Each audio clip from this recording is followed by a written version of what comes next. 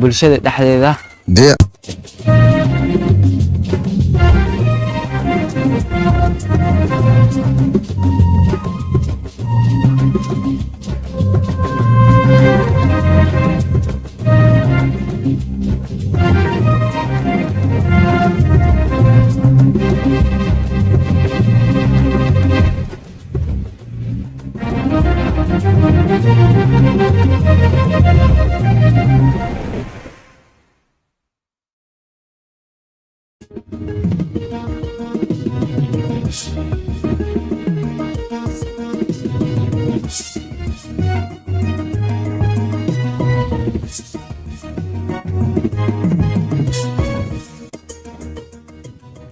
Independent National Electoral Commission, INEC, presents certificates of return to Ademola Adeleke as the duly elected governor of Osun State, following the governorship poll held on August 15, 2026. President Bola Tinubu appoints Abel Enitan as the new head of civil service of the Federation. And Federal Capital Territory Minister directs immediate stoppage of the use of green areas, parks, and gardens by car dealers. In business, Minister of Finance Taiwo Oyedele says subsidy removal saved Nigeria 15.8 trillion naira. And in sports, British athletics coach Leon Baptiste jailed in Morocco. This is the news that are on AIT. I'm Hadiza Audu, and with me tonight is Olamide Ario. Thanks for joining us. The Independent National Electoral Commission, INEC, has disclosed plans to deploy approximately 1.4 million ad hoc personnel across more than 176,000 polling units nationwide for the 2027 general election, as it received a pre-election assessment mission delegation of the International Republican Institute at its headquarters in Abuja. The information contained in the Commission's daily bulletin says its chairman, Professor Joash Amupiton, said this while welcoming the delegation led by the Institute's president, Ambassador Dan Twining. Amupiton says the Commission's operational roadmap ahead of 2027 includes a continuous voter registration and register audit exercise using the automated biometric identification system to eliminate duplicate records alongside expanded logistics arrangements with transport unions aimed at guaranteeing punctual 8:30 a.m. openings at polling locations nationwide. While it discloses that INEC is also enhancing polling unit access and assistive devices for persons with disabilities.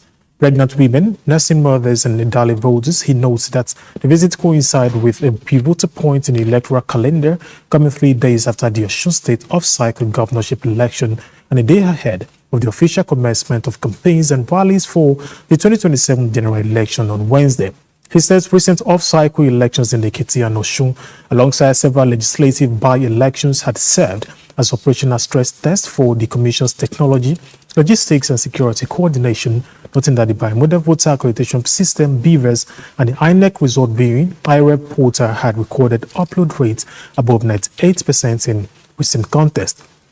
The INEC chairman identifies insecurity, localized electoral violence, vote buying, hate speech, disinformation, and foreign information manipulation and interference as key threats to voter confidence, adding that the Commission works with the Interagency Consultative Committee on Election Security and an Anti-Graft Agency, the Economic and Financial Crimes Commission, EFCC, and Independent Corrupt Practices and Other Related Offences Commission, ICPC, to enforce electoral laws and prosecute offenders.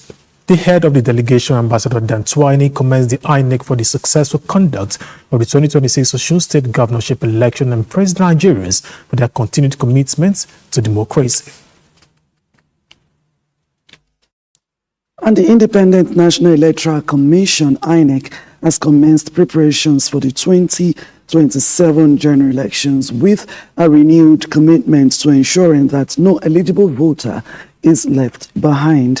INEC's National Commissioner and Chairman of Information and Voter Education Committee, Mohamed Aruna, who said this at a workshop of heads of voter education and publicity departments across the 36 states of Nigeria, also stresses the Commission is working towards elections that are participatory, credible, and reflective of the will of Nigerians.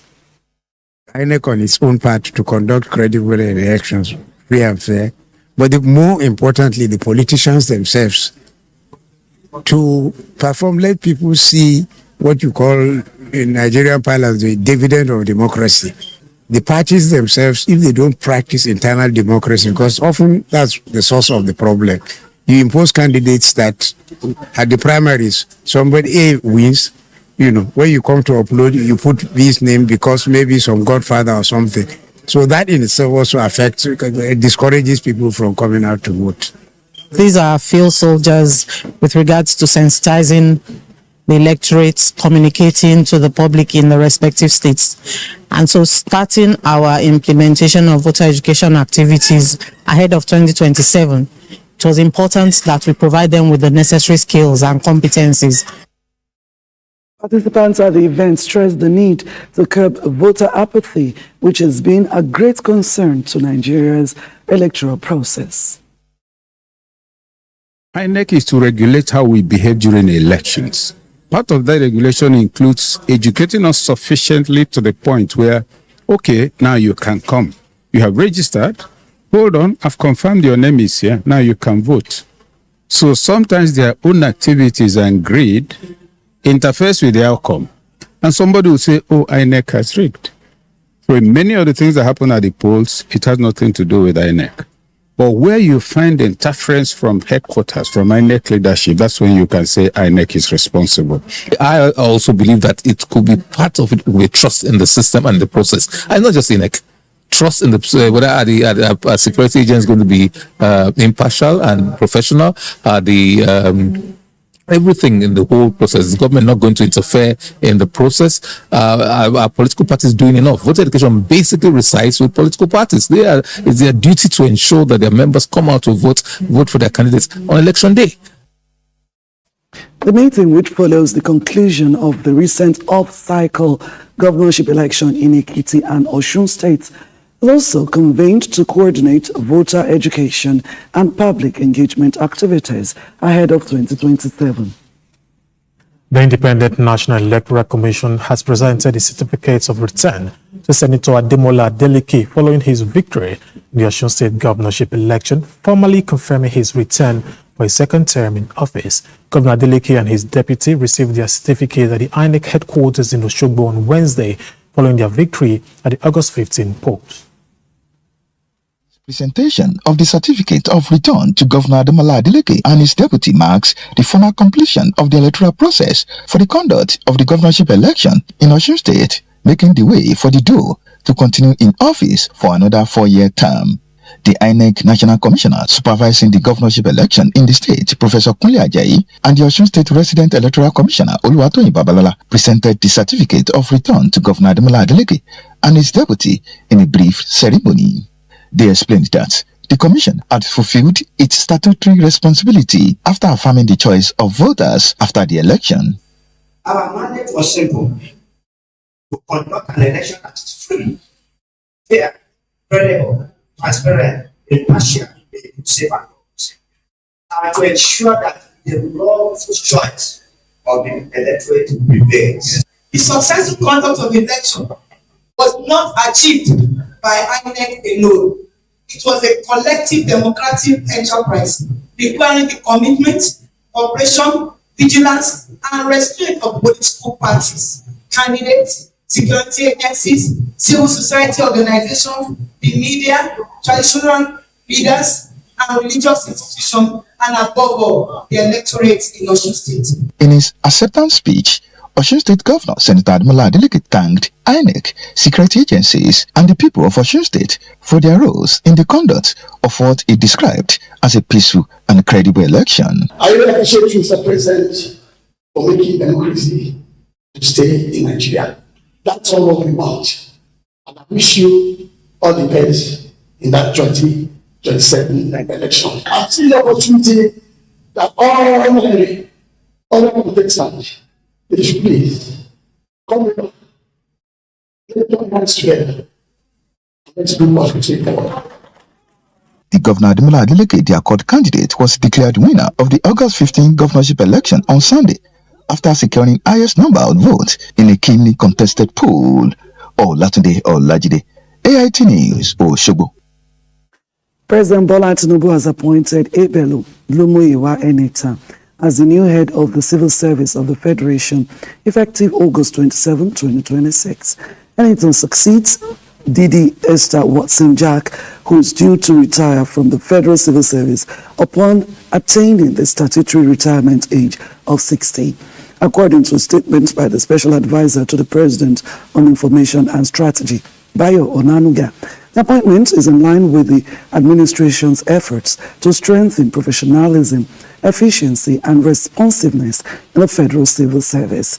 Enita, who hails from Osun State, is currently the Permanent Secretary in the Federal Ministry of Education and is the most senior Permanent Secretary in the Federal Civil Service. He has served as a Permanent Secretary for 7 years and 7 months, with postings to the Ministry of Police Affairs, Ministry of Humanitarian Affairs, and the Office of the Vice President.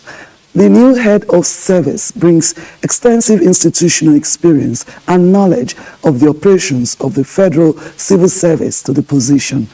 President Tinubu has tasked Enita with consolidating ongoing reforms and innovations, deepening professionalism and efficiency, and building a more effective and responsive civil service capable of delivering on the administration's renewed hope agenda. The president also urged him to lead a civil service that is merit-driven, accountable, innovative, and responsive to the needs and aspirations of Nigerians. President Tinubu commended the outgoing head of service, Watson-Jack, for her distinguished service and contributions to reforms and innovations in the civil service. He also expressed the nation's gratitude for her years of dedicated public service and wishing her a fulfilling life after retirement. And no fewer than 24 bandits have been killed in a joint security operation involving troops of the Nigerian Army, personnel of the Department of State Services, and members of the Katsina Community Watch Corps in an attempt by the assailants to abduct residents of Gidambawa community in Bakol local government area of Katsina State. The operation conducted on Tuesday in Kadarawa Ward reportedly followed intelligence indicating that a large group of armed bandits were preparing to attack the community and seized residents, with women and children said to be among the intended targets. Security sources said the attackers were linked to a notorious bandit leader identified as Ishia Kwanshin Garua and were planning to use the raid to cause widespread panic and undermine the government security efforts. Acting on intelligence, the DSS mobilized members of the Civilian Joint Task Force from Guga Camp and laid an ambush for the attackers as they moved towards the community. Villagers who had reportedly been taken hostage were successfully rescued in the ensuing encounter. The joint team also recovered 19 cattle allegedly stolen from the area during the operation. Security agencies are said to have intensified efforts to locate other members of the group who escaped from the scene. And now to Edo State, where the State Police Command says it has arrested 2 suspects in connection with the alleged vandalism of the Da Communications PLC Benin premises along the Benin-Agbo Road. The suspects were reportedly found in possession of transmission equipment belonging to the station, valued at about 150 million naira. AIT's Osaro Sesado reports that the Commissioner of Police, Patrick Dor, disclosed this while briefing journalists in Benin City. The Commissioner of Police, Patrick Dor, uses this press briefing to stress the importance of cooperation between the police, residents, and other security agencies in tackling crime. People of Edo State, we want to encourage you to partner more with us. We are deeply committed to ensuring that the command is safe for everyone. We are equally committed to deepening inter-command and inter-state collaboration. Also at the briefing, the police public relations officer, Eno Ekoedem, says the command received a report of alleged vandalism at the Da Communications Benin complex in Ikweneyo community on the 10th of August 2026. 2 suspects were subsequently arrested in possession of equipment belonging to the station. From Okwaye ISIS. And those items over there belong to AIT, which they vandalized. The suspects speak on their alleged involvement in the incident. Is it true you vandalized those cables? Yes. What did you do? What did you do when you got to AIT? How did you do it? How many are We sold it. how did you go? What did you take there? I took the copper wire and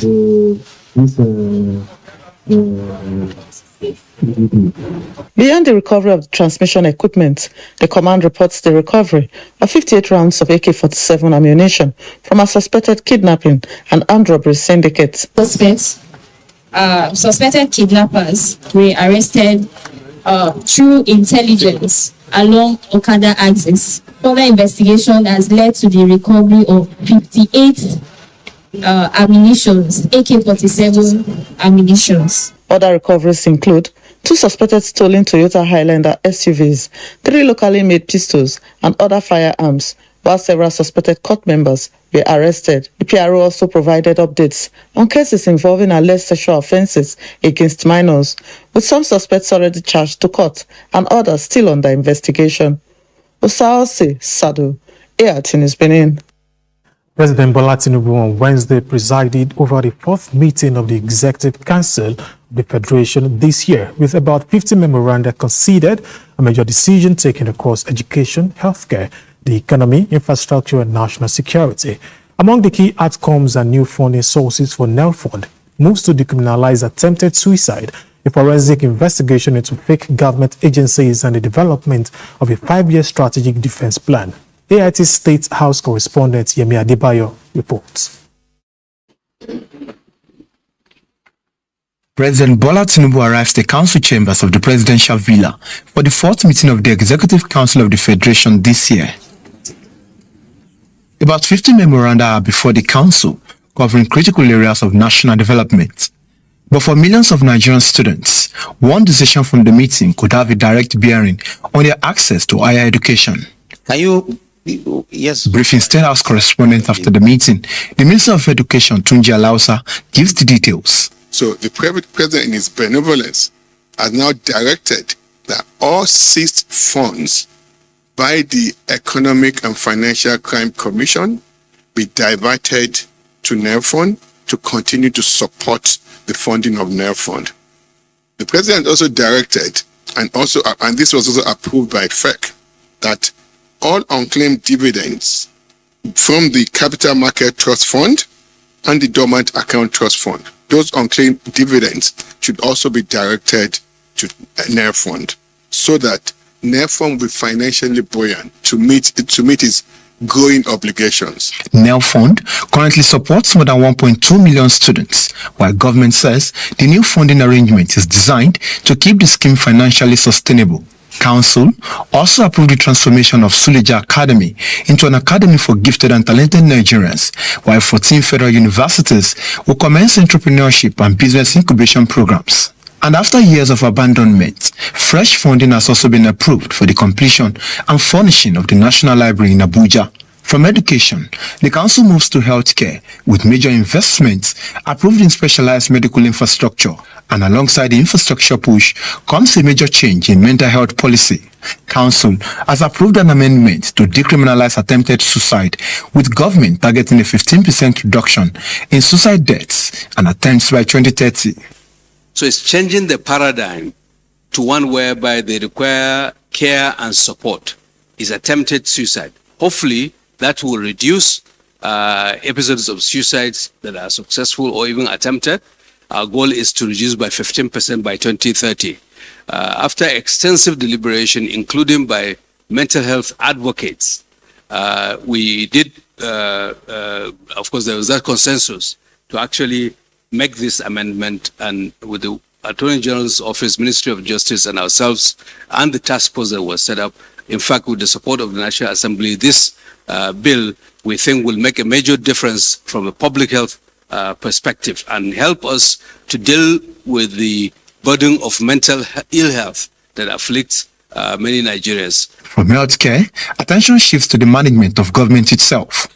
An investigation by the ICPC has exposed fake government agencies operating within the system, prompting council to order a wider forensic review.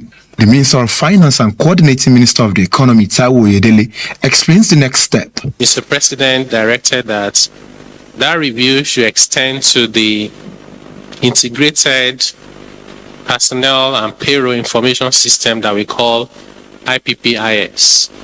Because if you have fake agencies, you most likely have fake employees.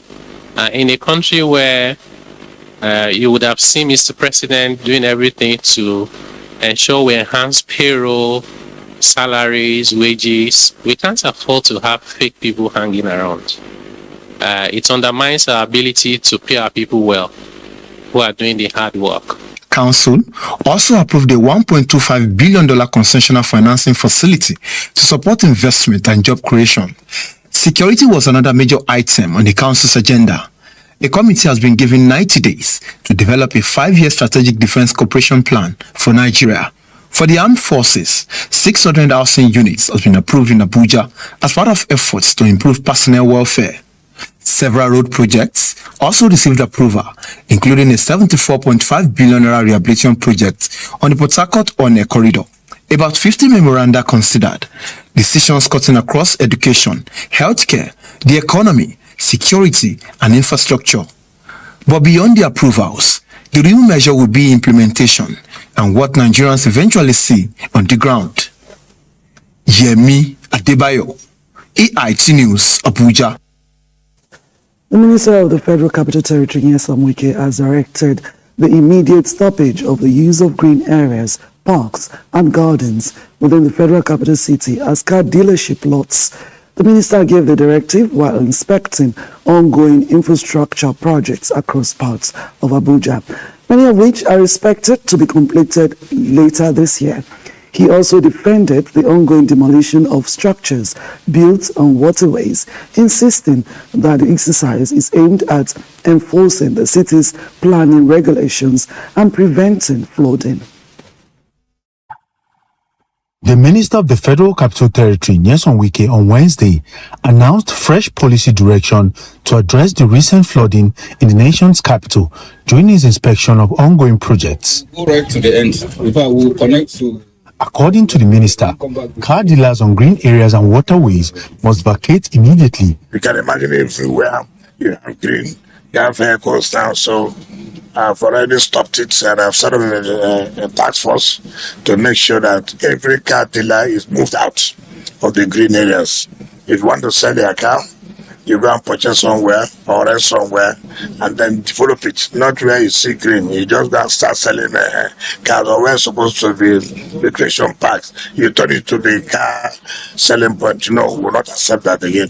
During the inspection tour, Wike visited the project site for the extension of the road network from Tungam Madaki to Zuba and other road network in the Institution and Research District.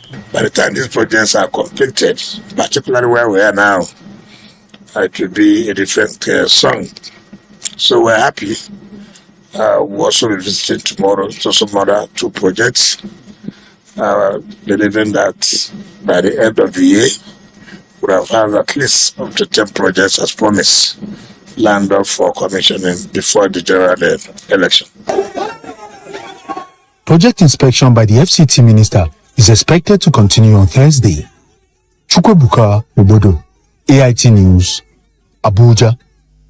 River State Governor Siminalayi Fubara is calling for a shift from an over-reliance on academic certificates to technical, vocational and entrepreneurial skills that can create jobs and drive economic development. Speaking while commissioning 3 projects at the Captain Elechi Amadi Polytechnic, Governor Fubara says preparing young people with practical skills is critical to meeting the challenges ahead and building a more productive state.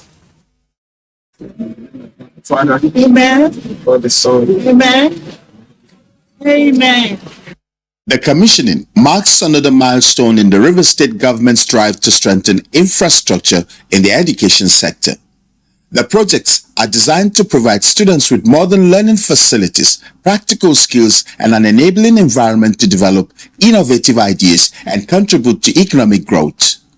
Governor Siminalayi Fubara says the facilities demonstrate his administration's commitment to projects that have direct impact on the lives of the people, particularly young people preparing to take their place in a rapidly changing economy. What is important to us is not just about embarking on projects, but projects that will touch the life, projects that will solve problems, projects that will bring advancements in our lives.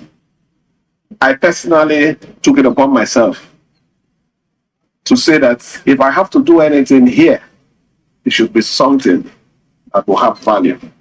And I'm very happy that the management of this school appreciates it. The governor, a former teacher and treasury officer, says his administration is focused on investments that solve real problems and improve the lives of residents. What we are doing with the remaining time we have is to make sure we write our name, we start our foot in the sand of time, so that when we are no more here, people can look at and say, yes, these were the little things, but very significant, that this administration did for the great people of River State.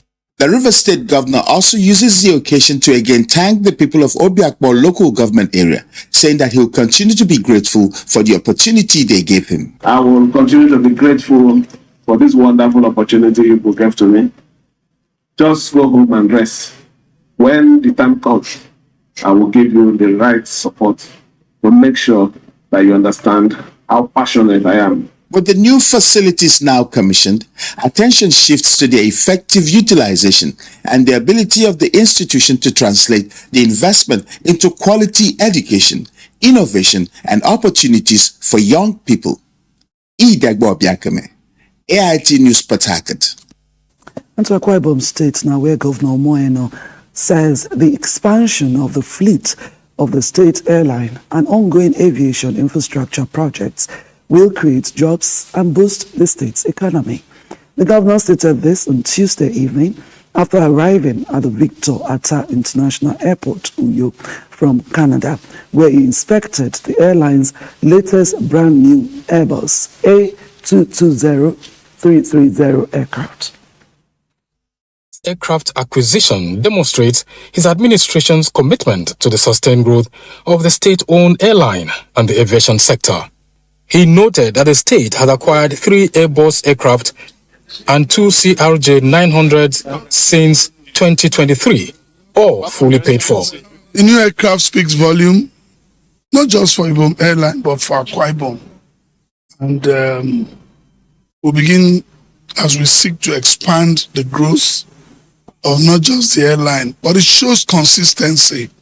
This will be the 3rd Airbus aircraft we have received since we came in 2023, and 2 CRJ-900 fully paid for aircraft since we came in 2022. So we've done 5, and that shows consistency. The governor said work is also progressing on an aviation village to accommodate airline staff, while the maintenance, repair, and overhaul facility is nearing completion. He said the emerging aviation ecosystem would generate employment and create wealth for the people. When all of this ecosystem begins to function the way it should function, you then see the job is going to create, the foreign exchange earning is going to bring, and of course, the effects on our GDP as a state. That is where all this will begin to bring dividend to democracy. Governor also urged Akwa Ibomites to reject narratives capable of creating ethnic or political divisions, insisting that his administration is committed to equitable development across the 31 local government areas. I don't think I've ever defined anybody by where they come from. So I ask Akwa Ibomites to ignore all of these things. Look, let's tone down the rhetoric. There's nothing like division anywhere. We must continue to work together. So I bring the message of peace. I bring the message of goodwill. He appealed to political, community and opinion leaders to promote peace and unity, stressing that the state must remain united to sustain its development gains. Idonset Ikono, AIT News, Uyo. Yes, you're watching the news on AIT. Up next is Business Report after this break. Excuse me, ma. This is your 100% in here. Babes, are you sure you want to spend this much on hair? Since your landlord just increased rent. I saved for this one separately on Money Point. No, you say you save on Money Point? Yes. This Madam Money Point here, the array of your dryer there is target savings Money Points I used to have it. The rest of this my submit feed savings Money Points I used to do it. The salary of this my staff is save as you transact. Jennifer, Money Point save as you transact. Money Point fixed savings and Money Point target savings. You go give your money to Adaku to stay. You see Money Point account there. You know go open a savings account. Now Adaku you shoot. I beg everybody inside this my salon. Oh yeah, bring out your phone and download the Money Point app now. Even you. What are you waiting for? Download the Money Point banking app now. And start saving the bank you can trust. Money Point, made for your progress. Across 3 agrarian local government areas in River State, a newly built dual carriageway is reshaping and expanded greater opportunities to trade, commerce, and social interactions. The commissioning of the Elele Ebeda Omoko dual carriageway, which traverses Ikwere, Emoha, and Oba Ebema Ndoni local government areas, reconstructed by the administration of His Excellency SARS in Elai Obara GSSROS, Governor of River State, will connect farming communities to markets and make movement easier, faster, and safer. The date, Thursday, 20th August 2026. Venue along Elele Omoko Road, Oba Ebemandone LGA. Time 12 noon. This project shall be commissioned by His Excellency Senator Kashim Shettima, GCON, Vice President, Federal Republic of Nigeria, the River State Government, connecting communities, creating opportunities. Signed by Dr. Dagogo S.A. Wokoma, Secretary to the State Government. Are you okay?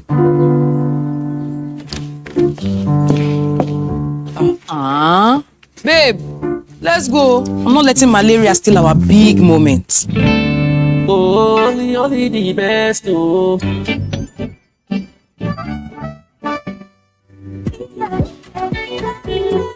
Only the best, oh.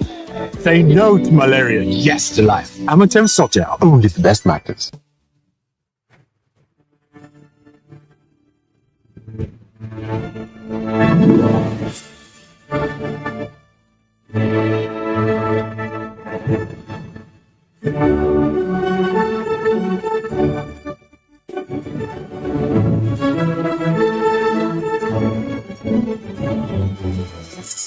TerraCube, unwrap joy, unleash taste. Our bodies get serums, washes, lotions, cleansers, scrubs, but underarms only get deodorant? That's why our new breakthrough formula contains pure hyaluron and vitamin C to deeply care for your underarms for a softer and even skin tone in 2 weeks. With 72 hours sweat and odor protection, try the new Nivea Derma Control Natural Tone because your underarms deserve more. Nivea is for skin. With us now. Yes, dear.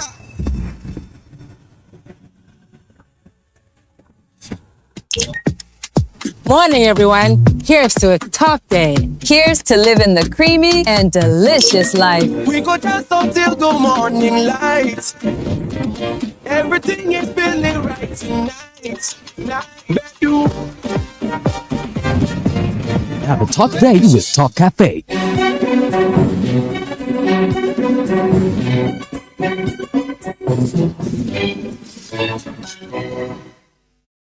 Hello there and welcome to Business Report. I am Landry Balola. We start with petrol savings, where the Minister of Finance and Coordinating Minister of the Economy, Taiwo Edele, says the removal of petrol subsidies saved the country 15.8 trillion naira between June 2023 and December 2025. Oyedele made this known at a press conference on Wednesday while outlining financial impact of the federal government's economic reform. He explained that the 15.8 trillion naira did not come into the Federation account as a separate payment labeled subsidy savings. The minister identified petrol subsidy removal and foreign exchange market reforms as key measures taken to address long-standing distortion in the economy. June 2023 and December 2025, subsidy savings mobilized the sum of 15.8 trillion naira in resources for the Federation. Many people will say, where is the subsidy saving? As a matter of fact, there wasn't any alert to the Federation account with the description subsidy savings. Out of these 15.8 trillion naira savings, from June 2023 to December 2025, according to the Federation account, the share of the federal government was 5.4 trillion naira. 10.4 trillion was shared to states and local governments. In Imo State, Governor Hope Uzodinma is calling for stronger fiscal federalism, improved revenue generation, and economic diversification to reduce Nigeria's dependence on oil. Uzodinma made the call at the NACO-Fed retreat in Owerri, represented by his deputy, Chiere Ekomaru. The governor said states must be empowered to generate more revenue and manage their resources efficiently. He urged stakeholders to pursue policies that will strengthen fiscal autonomy and ensure fairer resource allocation. States and local governments bear the direct responsibility of serving the people. Yet, we face challenges in revenue mobilization and raising demands from the citizens in many critical sectors. The solution, however, lies in strengthening fiscal federalism. States must be empowered to generate revenue.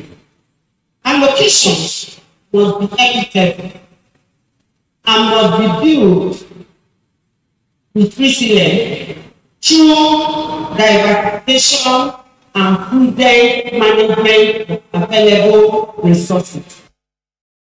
Minister of Finance Taiwo Oyedele also called on states to improve internally generated revenue, attract investment, and create jobs instead of relying heavily on federal allocations. And when we speak of equity,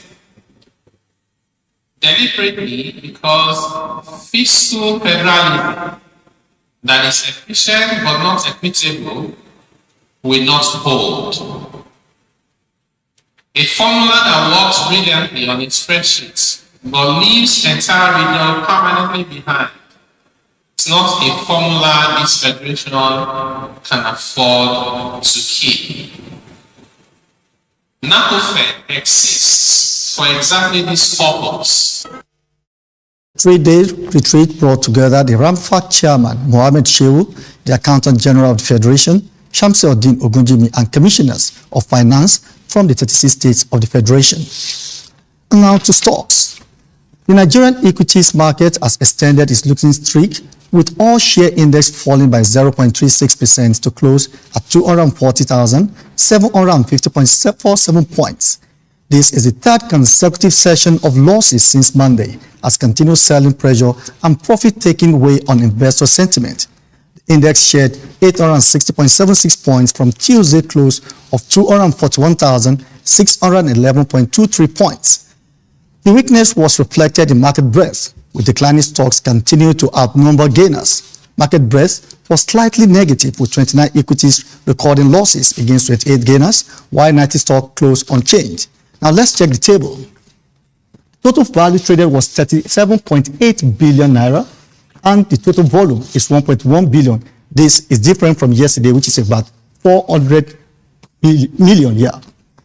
And market capitalization dropped by over 400 million naira to 155.4 trillion naira. Now, on the losers chart, we have international energies, which depreciated by 0.10%, losing 53 kobo to close at 4 naira 77 kobo. Aradel, after opening at 1,526.80, lost 152 naira 60 kobo, which is 9.99%, to close at 1,374.20. Universal Insurance, Resta Express, and Royal Express is also on the table, with Royal Express being the least on the table, shedding 8.62%, losing 10 kobo to close at 1 naira 6 kobo. But on the brighter side, we have HM Core. It was on the list yesterday too as one of the advancers. HM Core gained 32 kobo after appreciating by 10% to close the day at 3 naira 52 kobo. Well, WAPIC opened at 2 naira 25 kobo and gained 19 kobo to close at 2 naira 44 kobo. UACN gained 10 naira 95 kobo. Abacap gained 45 kobo and Caverton gained 25 kobo to close at 4 naira 85 kobo. Now, the top stocks, the active stocks of the day, we have LGT Insure, which also had a cumulative value of 1.1 billion, and FCMB Fidelity Bank. Well, in the international oil market, crude prices extended gains for a fourth consecutive session, with Brent rising above $92 a barrel, and West Texas Intermediate trading around $86. The rally is being driven largely by heightened geopolitical tensions and uncertainty over the movement of oil through the Straits of Hormuz, raising concerns about potential supply disruption. Well, that's a wrap on the business report. I am Landry Balola.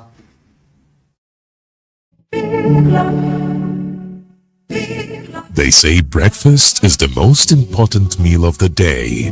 But when someone matters to you, breakfast for them is never just a meal. It's a peak breakfast. Creamy, nourishing, as the ideal to keep them nourished and ready for each day. Peak. Reach for your peak.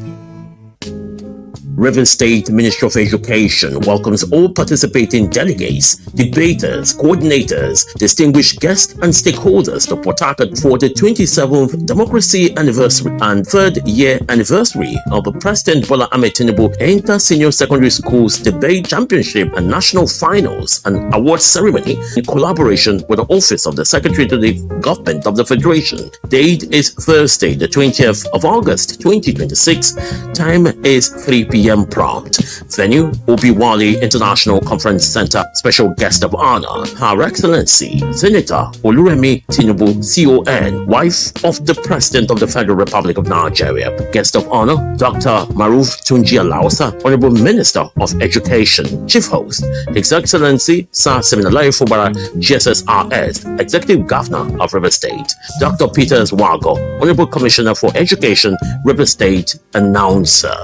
Alright everyone, no put your ears, make we talk. Sound don't need to rearrange the sound to give una small wisdom. Sound might be fresh now, but you know, I beg no be so. Before una go talk, say our smell no reach. Make una think I'm twice so. Have you heard of Colgate? The number one oral care brand in the world. Colgate Maximum Cavity Protection unlocks 24 hours cavity defense. The formula boosts with calcium for lifelong smiles. You get down to brush. No more cover now.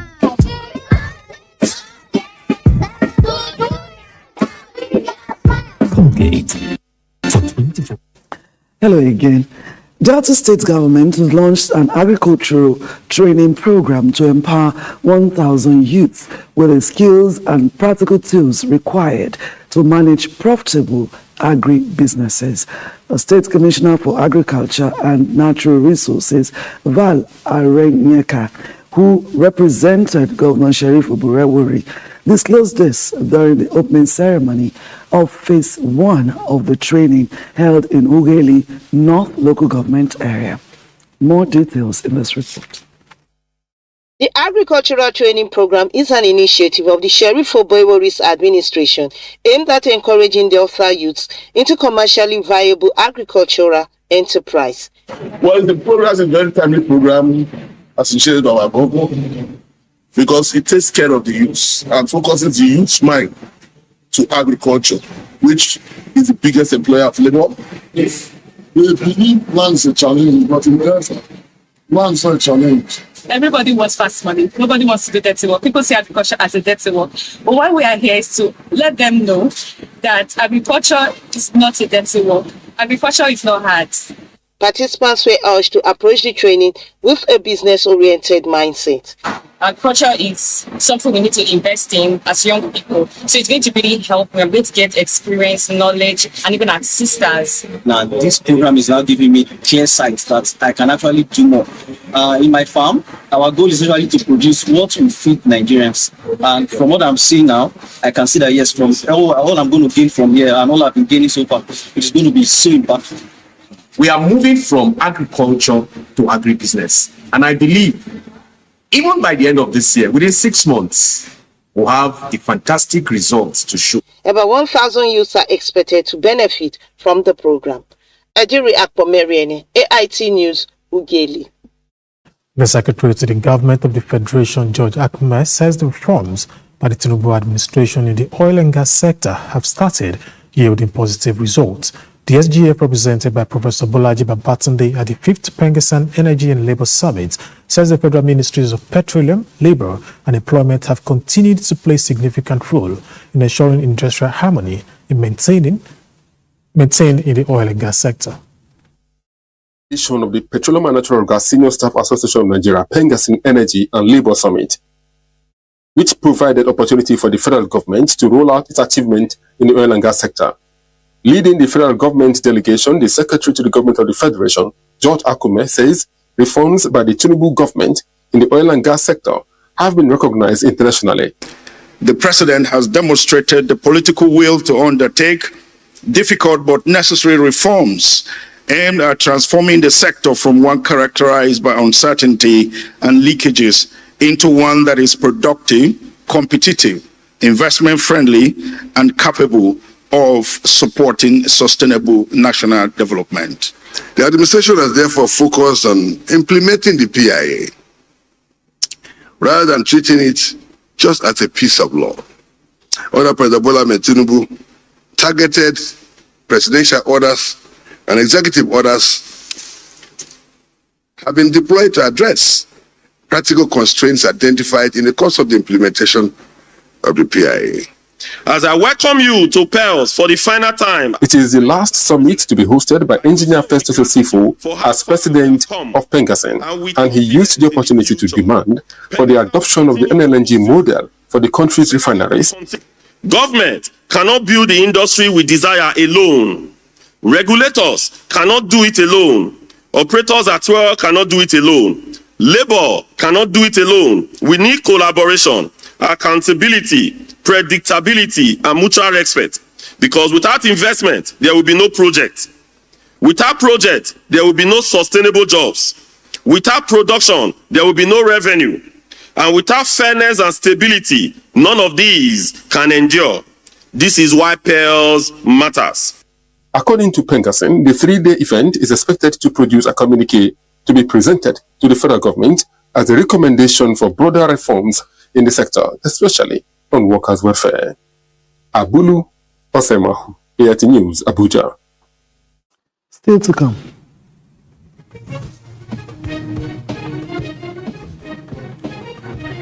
Nigeria Immigration Service, NIS, says centralization of passport production is part of efforts to strengthen national security. The Niger Delta Development Commission says it will continue to provide the needed platform that will help to promote skills acquisition and wealth creation for youth of the Niger Delta region. The managing director of the NDDC reaffirmed this position during a 2-day artificial intelligence, digital skills and innovative entrepreneurship training in Port Harcourt. AIT's Chibuchi Chuko has more. The Artificial Intelligence Digital Skills and Innovative Entrepreneurship Training Program is one among several initiatives of the NDDC to ensure the youth of the Niger Delta region benefit from the opportunity created by the advancement in artificial intelligence. The managing director of the NDDC, Samuel Boku, says the mandate of the NDDC goes beyond infrastructure development to building capacity and confidence amongst young persons that will help them to participate in the global community, as well as create wealth that would improve their well-being. We must also build human infrastructure by equipping our young people with the skills, confidence, and opportunities they need to create sustainable livelihoods. We want to help move our young people from being job seekers to opportunity creators, from being consumers of technology to people who create technology, and from dependency towards sustainable economic empowerment. The beneficiaries were trained on content creation and marketing through the use of AI. Embrace technology, learn artificial intelligence, make good money, and live better. The conversation will continue even after now, because these are people that can be found online, interacted with online, and I believe that these people can continue to impact on their lives positively. I deal in construction. We have been advertising on social medias. So the knowledge I'm going to get here is going to improve my ways of advertising, improve my target audience. Highlight of the exercise was the presentation of certificates to the trainees by the Executive Director, Corporate Governance of the NDDC, Ifedayo Abekunde. Chibuchi Chukwu, AIT News, Port Harcourt. Nigeria Immigration Service, NIS, says the centralization of passport production is part of efforts to strengthen national security, eliminate extortion, and improve transparency in the issuance of Nigerian passports. The service gave the explanation when the Senate Committee on Petroleum Resources, downstream, led by Senator Abdurrahman Kawu Semaila, visited the NIS headquarters in Abuja on a fact-finding mission. The summit, themed Strengthening Multi-Agency Collaboration for Effective Emergency Response and Road Safety in Abuja, seeks to address gaps in emergency coordination, technology, and response. HERF says...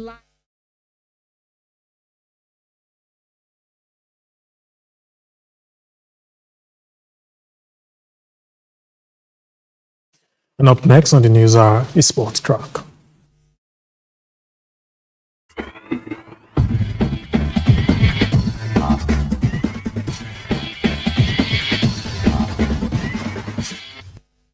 Thanks for staying with us. I am Omofoma Ibari. The Nigerian Senate has waded into the crisis rocking football administration in the country following the failure of both the men's and women's national teams to qualify for their respective FIFA World Cups. The development has fueled tensions between the National Sports Commission and the Nigeria Football Federation, with the NSC pushing for reforms to improve the administration and performance of Nigerian football. So it's a concern to me. The chairman of the Senate Committee on Sports, Abdul Ningi, presided over an emergency meeting with the leadership of the National Sports Commission and the Nigeria Football Federation in Abuja. The committee questioned the continued poor results of Nigeria's teams despite the significant financial incentives and support provided by President Bola Ahmed Tinubu to players and officials. I thought, in my opinion, the government has motivated the girls enough to be able to give a better performance than what they did. Recall,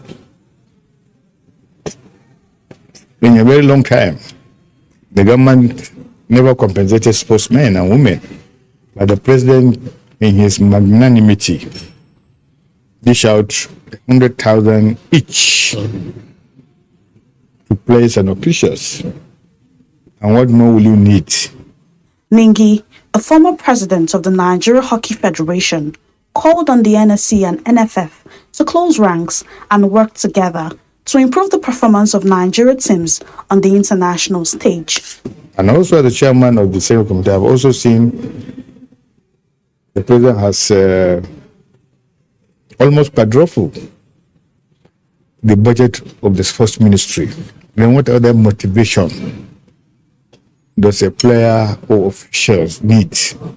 The senator also cautioned against any action that could violate existing laws or FIFA status and made calls for changes within the football administration. British athletics coach and former Commonwealth Games gold medalist Leon Baptiste has been sentenced to 10 months in prison in Morocco for sexually assaulting a minor.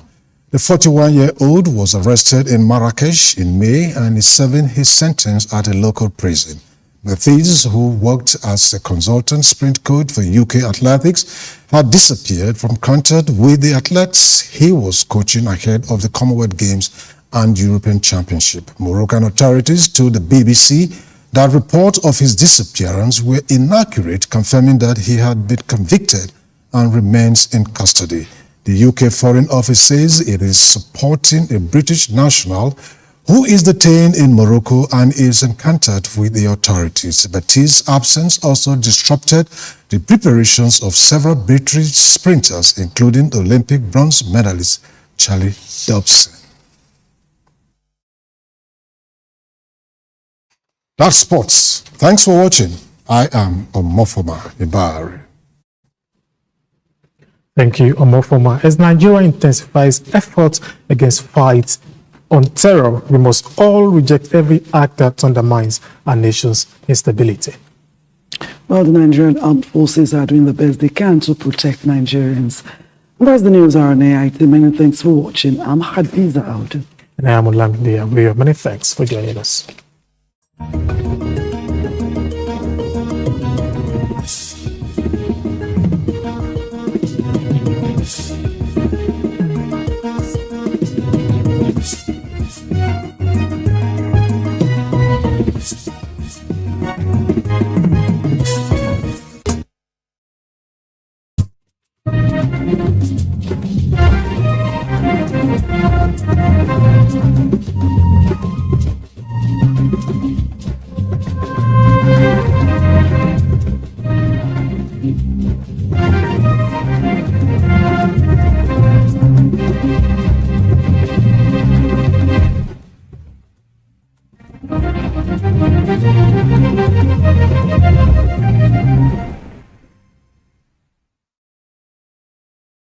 For 2 years, Precious Mbomboli took pills daily to prevent infection with HIV, the virus that causes AIDS. But the 21-year-old is among the first in Zambia to receive a new injectable prevention drug.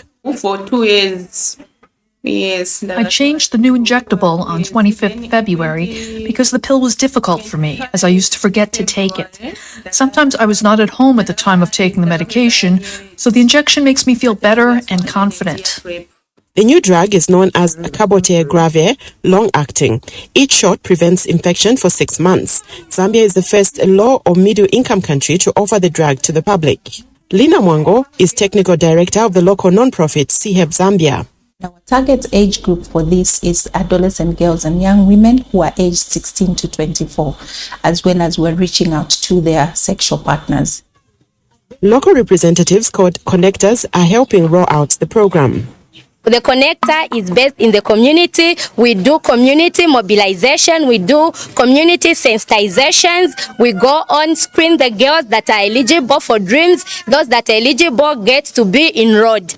The U.S. government has donated nearly 15,000 vials of the drug known as cabotegravir. That's enough to protect 2,000 Zambians against HIV for 1 year, the U.S. Embassy says. But experts say people who get the shot still need to take precautions. People get the injection and then they think it's a silver bullet, in that then they can go out and sleep around. And really the message here is that that's not why this drug has been brought on board. To realize that this drug does not prevent pregnancies, it doesn't prevent other sexually transmitted infections. About 1.4 million Zambians are living with HIV, with about 33,000 new infections per year. Experts hope the new drug can help bring those numbers down. Kathy Short, VOA News, Lusaka, Zambia.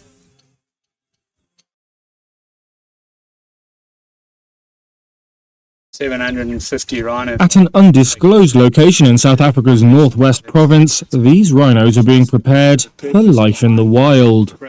That's under a scheme by conservation NGO African Parks to rewild 2,000 captive-bred white rhinos.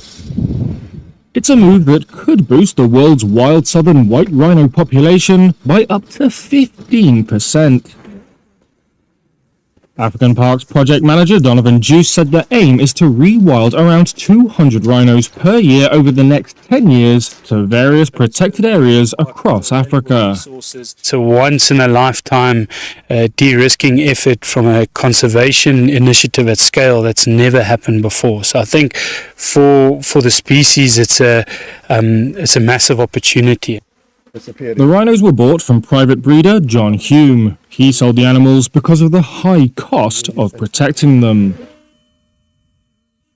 Poaching remains a severe threat in South Africa. 499 were poached in 2023, according to government data, an increase from the year before.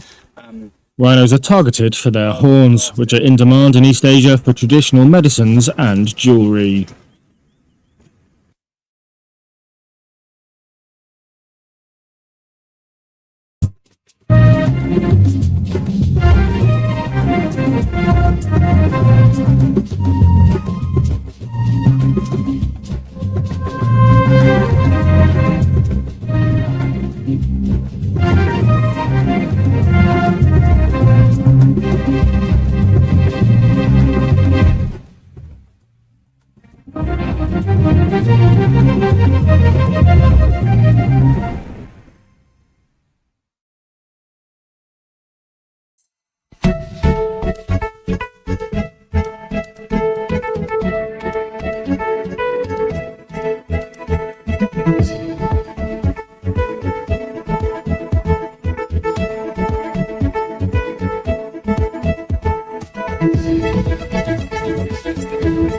Behind every health conversation is a story of challenges, discoveries, resilience, and the search for better solutions. Hello and welcome to Health Digest, your go-to program for timely, relevant, and people-focused conversations. I am Ukemere Tukwa. Today we bring you stories and conversations shaping health and well-being, including important discussions on why investing in early childhood development, especially for children affected in conflict displacement and humanitarian crisis, is essential for Nigeria's future.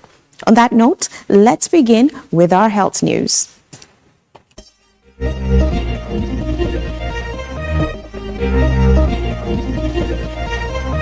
We begin with a fresh development, where in a major move to boost Nigeria's drive towards achieving universal health coverage, the federal government has secured nearly $500 million in support from Gavi, the Vaccine Alliance, to strengthen immunization and primary health care over the next 5 years. The funding, approved under the Gavi 6.0 program, followed high-level talks between Coordinating Minister of Health and Social Welfare, Professor Muhammad Ali Pate, and Gavi Chief Executive Officer, Dr. Sanya Nishta, in Abuja. The minister says ongoing reforms in the health sector are already yielding results, revealing that quarterly visits to primary health care centers have increased from about 10 million in 2023 to over 45 million, reflecting improved access to quality health care. We're a large country, and the fact that you are proposing almost $500 million over the next 5 years for Nigeria's vaccine effort, I think speaks volumes. For us, that is another impetus for us to do more with our domestic financing to ensure that we secure the vaccines, but also we ensure that they are delivered. The funding will support routine immunization, sustain polio eradication efforts, expand human papillomavirus vaccination, and strengthen primary health care services across the country. So these are the 5 objectives of our visit. To recap, number 1, to reaffirm our support. Number 2, to explain to you how your voices have really mattered, not just for Nigeria, but for the continent, and to go with details of the country letter if you wish. Number 3, to assist you in overcoming any fiscal challenges in the spirit of partnership. He also urged state governments to increase investment in healthcare and immunizations, stressing that stronger collaboration at all levels of government is essential to achieving universal health coverage and improving health outcomes for all Nigerians. Still on health news today, Kaduna State is stepping up investments in its healthcare sector as the government says its partnership with the Gates Foundation is delivering results in expanding access to quality health services, especially for vulnerable and underserved communities. Governor Ubasani says the partnership, which stemmed from an agreement signed in New York last year, has helped fast-track healthcare reforms across the state. Speaking during a meeting with a delegation from the Gates Foundation, the governor disclosed that the state has recruited 1,500 healthcare workers under a 5-year plan to employ 1,800 personnel, describing the move as a major step towards addressing the shortage of health professionals. Still ahead on Health Digest, some major health developments making headlines.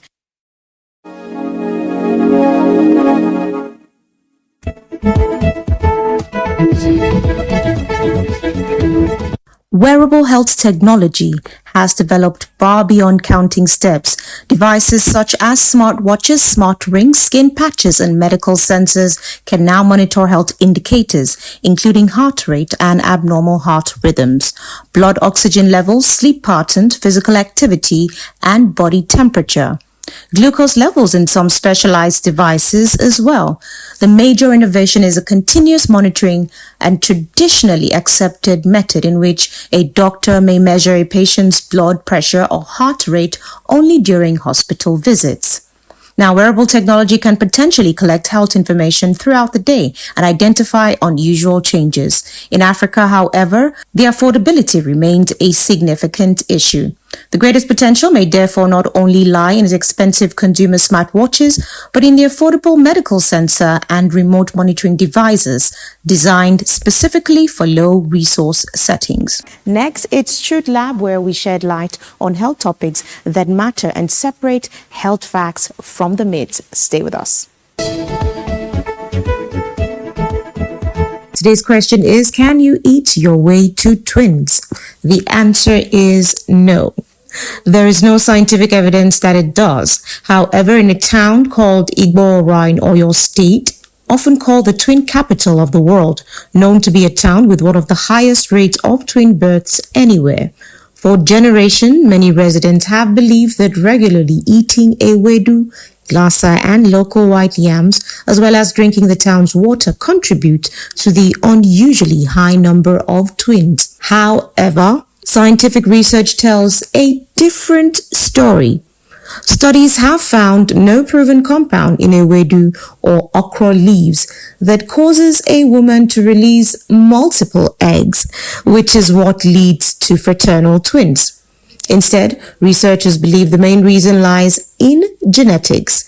Many women in the Yoruba population, especially around Igbora, appear to have an inherited tendency to hyperovulate, meaning they naturally release more than one egg during ovulation. When both eggs are fertilized, fraternal twins are then conceived. So while ewedu is a healthy vegetable packed with fiber, vitamins, and antioxidants, there is currently no scientific proof that it causes twin pregnancies. The remarkable number of twins in Igbora is best explained by hereditary factors rather than diet.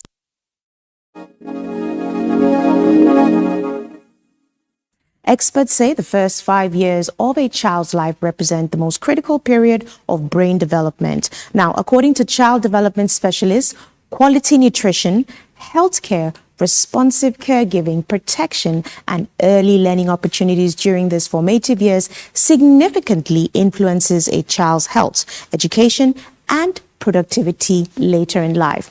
Stakeholders are therefore calling for stronger policies and increased investment in early childhood development across Nigeria. If you love our news and updates, stay connected with our space through our social media platforms. We're Ukeme on air on Instagram, YouTube, and of course on LinkedIn. Coming up next is Nature's Healers before we round up. We're going to be exploring foods and nutrients that support the body and contribute overall to your well-being. Let's break it down.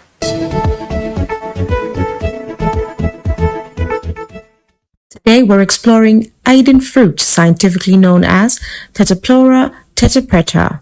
Native to West Africa, this dark brown aromatic fruit pod is popularly known as Aridan among the Yoruba people and goes by different names in other communities. For centuries, Aiden fruit has been valued not only for its instinctive flavors, but also for its role in traditional healing. Different parts of the plant, including the fruit pod, bark, and leaves, have been used to help relieve digestive comfort, support women during postpartum recovery, reduce inflammation, manage fever, and improve general body strength. Researchers have identified several natural compounds in Aiden fruit, including flavonoids, tannin, saponins, and other antioxidants. Laboratory and animal studies suggest these compounds may have antioxidant, antimicrobial, anti-inflammatory, and blood sugar-related properties. Aiden fruit is also naturally fragrant, just as one small piece of the dried pod can flavor an entire pot of its soup, making it one of West Africa's most aromatic traditional spices. Nature has long provided ingredients that flourish both our bodies and our cultures. Aiden fruit is a perfect example of how traditional knowledge and modern science can come together. But it's always too important to remember that traditional remedies should complement and not replace professional. Thank you for staying tuned to Health Digest. Yes, so it is that time for the expert chat on Health Digest. We're going to be looking at an interesting topic in light of recent events. As we must know by now, the children that were kidnapped from their various, educational centers in Oyo have been rescued. However, the lasting psychosocial effects are an area in which that we don't speak about, and this is a cause for us to pay greater attention to our mental health. So today we're going to be discussing early development, trauma, and so much more.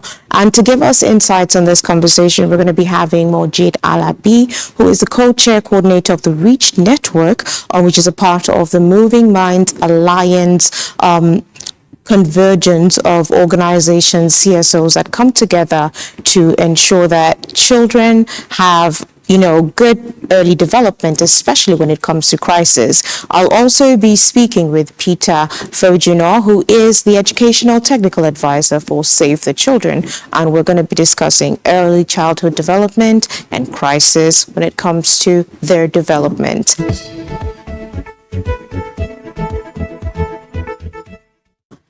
Hi, good afternoon, gentlemen. Thank you for joining us. Good afternoon. How are you doing, Mojid, and how are you doing, Mr. Peter, this beautiful afternoon? Good afternoon. Good afternoon. Very happy being with you this afternoon, and it's a pleasure. Absolutely amazing. Good afternoon, viewers. Yeah.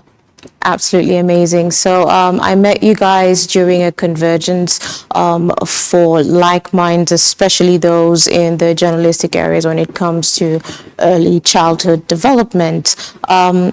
I'd like to get a quick take on the importance of early childhood development in crisis management. First from Save the Children with Mr. Peter, and then I'll take Mr. Mojid's view on this. Please go ahead. All right. Thank you very much for this very wonderful topic. The topic that should be talked over in recent times because of how critical this topic is. Early childhood development actually matters a whole lot in crisis context, knowing fully that in crisis context, children are the most affected. And when it comes to the development of a child, especially in crisis, the child usually missed out on a number of things. What are we talking about? We're talking about access to nutrition, access to learning opportunities, and access to health. And as you are aware, as you know, rather, I would say for every child, nearly 90% of the child's brain develop within the first 5 years. The first 1,000 days is very critical for every child. And for every child to develop to reach its full potential, it is expected that the child have access to health and nutrition, where the child is able to develop. And then beyond just health and nutrition, we're also talking about access to learning opportunity, where the child is able to interact and have some kind of engagement, so that the future becomes even brighter for him. Thank you. Thank you so much for that, Peter. I'd like to get your take, Mr. Mojid, on this.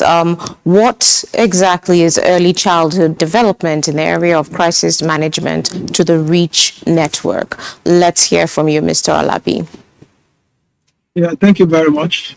Am I audible? Yes, I can hear you very well. Yeah. Thank you. Thank you so much. From the perspective of REACH network, REACH network, by what it means, is reporters for early childhood development in crisis. Yes. And what we think of is that beyond just reporting general issues, the matter of children should be taken to the front burner. And how do you do that? Is by actually understanding why early childhood development is critical. We have been told that from age 0 to 5, that is when the brain of a child is formed. So for every child who is disadvantaged, either as a result of crisis, either as a result of war, flooding, communal clashes, banditry, or whatever, any form of crisis, we understand that we hardly get their matters relegated to the background. And what is important at this level is that when people discuss, we actually take the case of children serious. And that is what we feel that journalists should now come up with ways and manner to actually raise the bar in terms of how do we report about issues of children, of these children, especially those in crisis, to gain attention. And more importantly is the fact that when crises happen, these are the major victims because they are dependent. They rely on helpers to survive. But, you know, most times they are the first set of victims who will have to depend on people before they can escape the challenges. A mother will have to first of all be taken care of before a mother can breastfeed. So these are the kind of challenges that we have identified, and we feel that when reporting, reporters must be deliberate about raising these fundamental issues, whether it's about nutrition, whether it's about their welfare, whether it's about their health care, whether it's about their safety. These are very important issues. And you could see what happened in Orire, the last kidnap abduction that happened. A child, just because the condition was very terrible for that child in captivity, the child had to give up. And you could see those children who were filmed when released. You will notice that some of them look very, very unkempt. They look very, very emaciated. These are issues and very challenging things that we think we must consider as reporters in a way that people will be able to understand that this is a very, very significant issue that require attention. So when it goes to learning also, there are specific things that must be in place for them to actually achieve proper learning. These are things that we are calling attention that journalists within the REACH network should be able to call attention to. Thank you so much for those insights. quite insightful there. I mean, there's reporting from a holistic perspective, there's reporting from particular angles, but we don't necessarily see the child's perspective, especially in light of recent event with the school kids kidnapped from Oyo. We've seen a lot of story and updates from their kidnapping to the rescue efforts and them being, reunited with their families. But I'd like to understand, you said, the development of a child goes from 0 to 5 years old, and a lot of these children are between that age. What are some of the things that we should be focusing on first? I'd like to get the perspective from the educational technical advisor. What are some things that we should be looking at when it comes to these children that have just been reunited? And when it comes to the Reach Network, I'd like to understand, how should this story be told to ensure that the main victims in this story, which are the children, are given the right spotlight and are given the right attention for some of these categories of things you've mentioned: nutrition, health, education, and everything else to be put in perspective. So I'd take your take, Mr. Peter, and then I'd hear from you, Mr. Alabi. Thank you. All right, thank you very much. So like also Mr. Alabi had mentioned, one of the things that would be missing out, especially for these children, is the fact that when children are caught up in any form of crisis, be it kidnapping or whatever, you will agree with me that most of these children are denied quality feeding. And for that purpose, you would realize that the nutritional value that any child would have is missing out.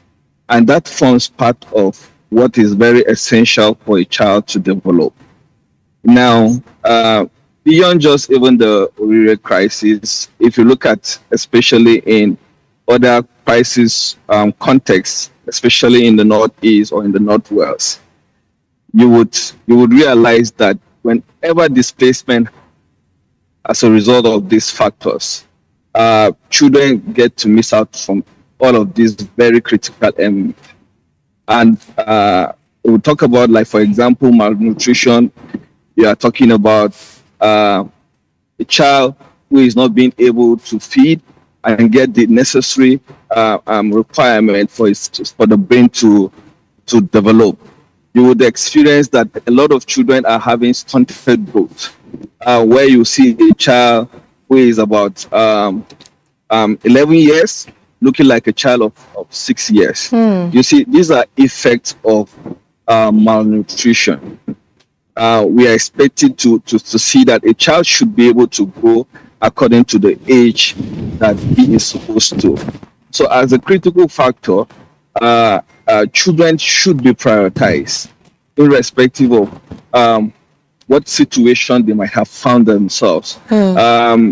You would agree, like when Bujit also mentioned, that when children are caught up in crisis situation, those moments becomes naturally it's not their fault to find themselves in such a situation, because the child eventually grows to take decisions for himself and for the community in the future. So I'd like to, sorry, not to cut you short, but I'd like to know, in regards to recent events with the children currently being released, in regards to the incident in Oyo, what should be the first line of action for the children? Should it be to be reunited with their guardians? Should it be medical attention? What exactly should be the first line of action to save the children? All right, so thank you very much for that wonderful question. I think other provisions comes in. Are we talking about the feeding? That is very, very critical. You would observe that most of the children were quite malnourished, spending those number of days in the bush. They were quite malnourished, and then it is important for us to, in the next 30 days, to focus so much on their feeding, to ensure that they have nutritional food, so that their body, whatever that has been lost in terms of their development, in terms of their growth, in terms of their well-being. Thank you so much for that. And I really love the last point that you brought it on the psychosocial support, because, when we speak of reintegration, a lot of times we do not, focus on the importance of that. And I'll circle right back on that. Now, I'd like to hear from Mr. Mojid on the reach approach to this. How should journalists be covering this from a child-centered point of view? Yeah, thank you very much. Like he has explained, the psychosocial aspects of their welfare is quite important. Yes. We will expect that we keep monitoring these kids. Why not? Why also observing their safety, also observing their integrity. Why not also stepping beyond the ethical band? It is very important for us to actually keep monitoring this, because you do not know, within the next 1, 2, 3 years, we may see some of these children who may just be waking up in the middle of the night out of fear. Some of them may be nurturing some fear and unable to do certain things. These are quite important. I think the most important for journalists at this time is not just for sensationalism, not just to get headlines, not just to talk about numbers, but also to think about what becomes of these children at this time.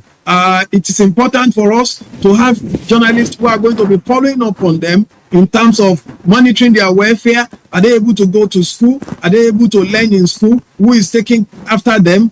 Where are they kept? These are things that, because coming from this kind of shock, some of them may not recover so quickly. Getting acclimatized to the normal system may take some time. So it is important that their care is given proper monitoring. You say not all the time that you put everything to paper. Journalists are meant to also observe. Journalists are meant to follow up. Journalists are meant to ask critical questions. There are times that maybe some of them, out of probably fear, they may be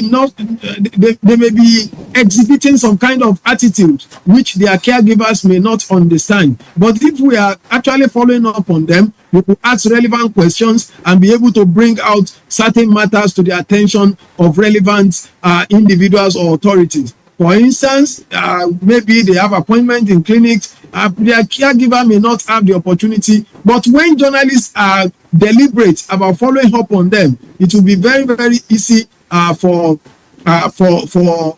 stakeholders to really understand why the care is important. That's correct. Thank you so much, gentlemen, for your time. This is a developing conversation, so we'll definitely pick this up another time. Thank you so much again for discussing early childhood development in crisis management in the country. Thank you so much again.